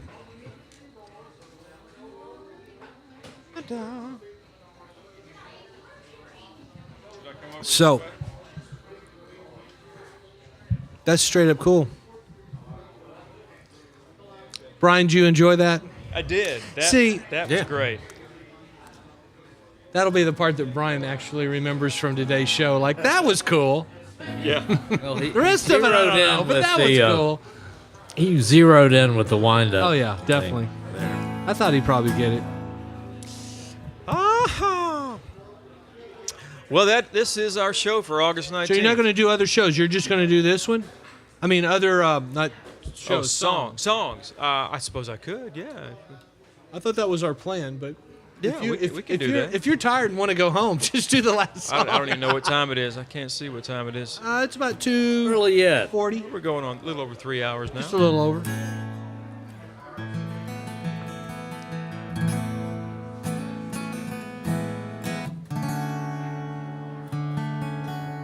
Yeah, I can do one. That'd be good. I'd like one.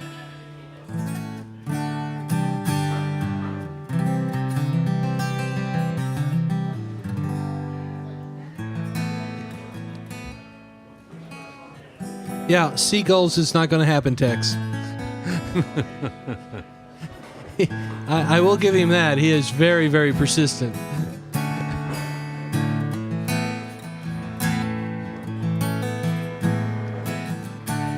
This is a song I wrote years ago about a blind date.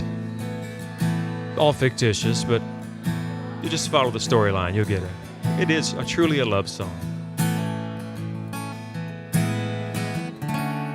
Hello. It's nice to meet you, looks like you're surprised to meet me too. Well, I'm sure our friends thought this was just what we needed. Who knows, they may be right. Let's enjoy the evening. Small talk.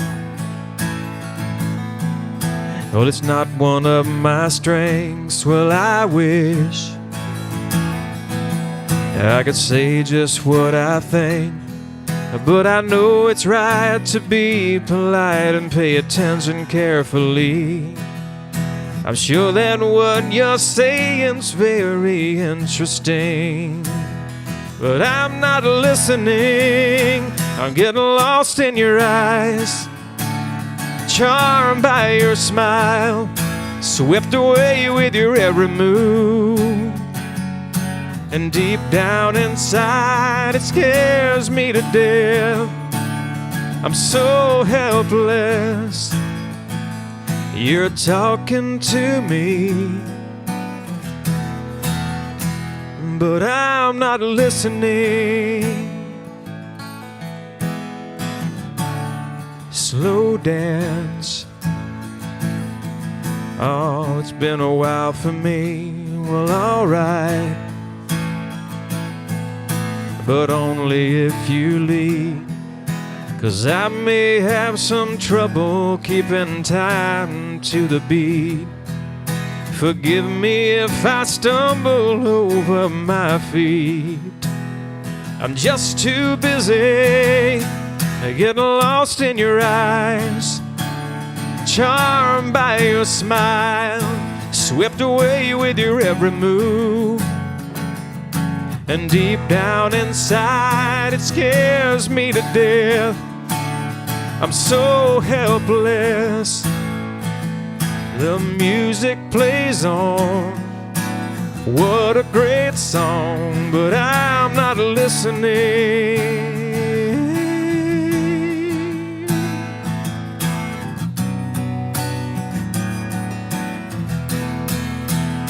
I'm getting lost in your eyes, charmed by your smile, swept away with your every move. And deep down inside, it scares me to death. I'm so helpless. My mind's telling me, don't fall in too deep. But I'm not listening.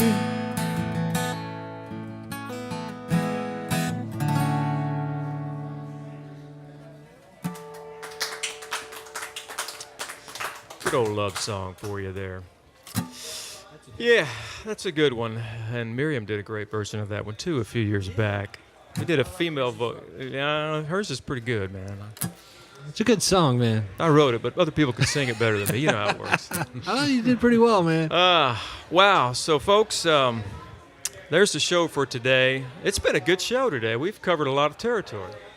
I don't know how many shows you're going to find that talk to Kyrgyzstan and Paris. Yeah, I mean, if you're and schizophrenic, Nashville. this is a show for you. Hey, played ping pong on a very short We did table. table tennis talk. What's up, Jake? We need to talk about our next show. When is it going to be? Because it's not next Saturday. Yeah, we're not going to do a show next Saturday. I think we're going to do, our next show is going to be September the 9th. That's 2 weeks from today. Right. And it is another Saturday. And there's a number of things on the horizon. We're looking at tweaking. We're going to be doing shows periodically. We don't do it every week, but it's not saying that we won't do it consistently. It's just not that consistent. So we're still working it out. We enjoy doing the show, but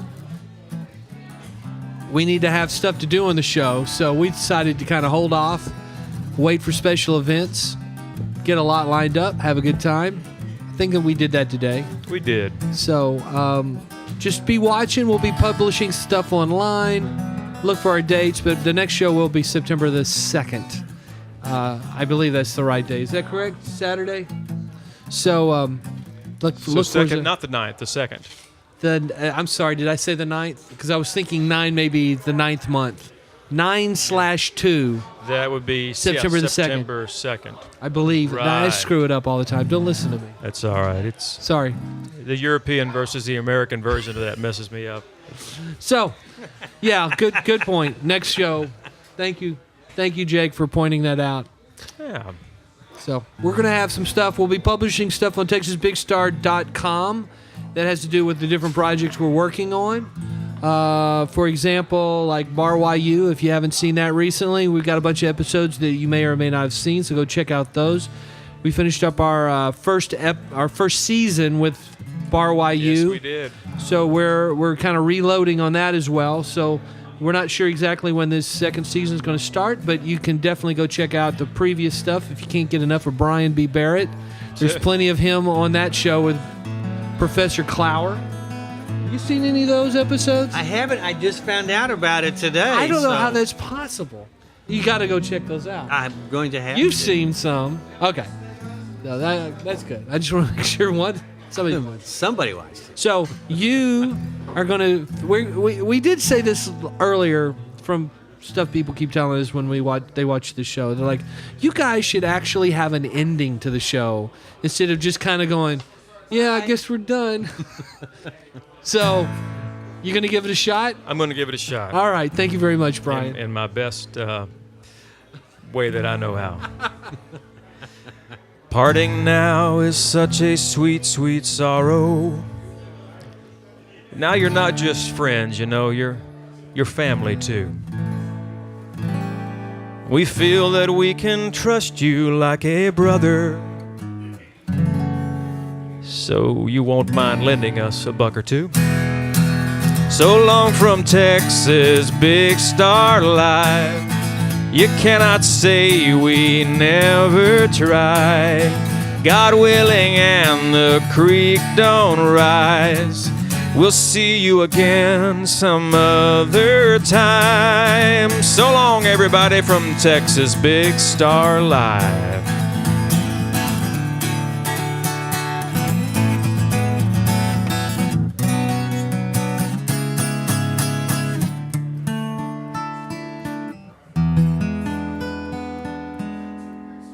Bye-bye.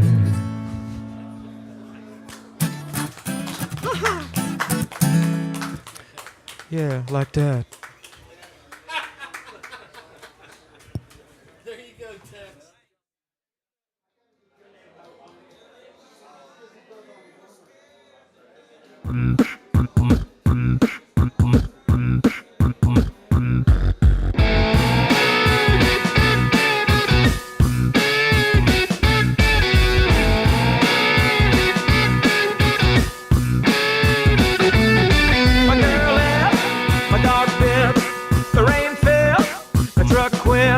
My ship's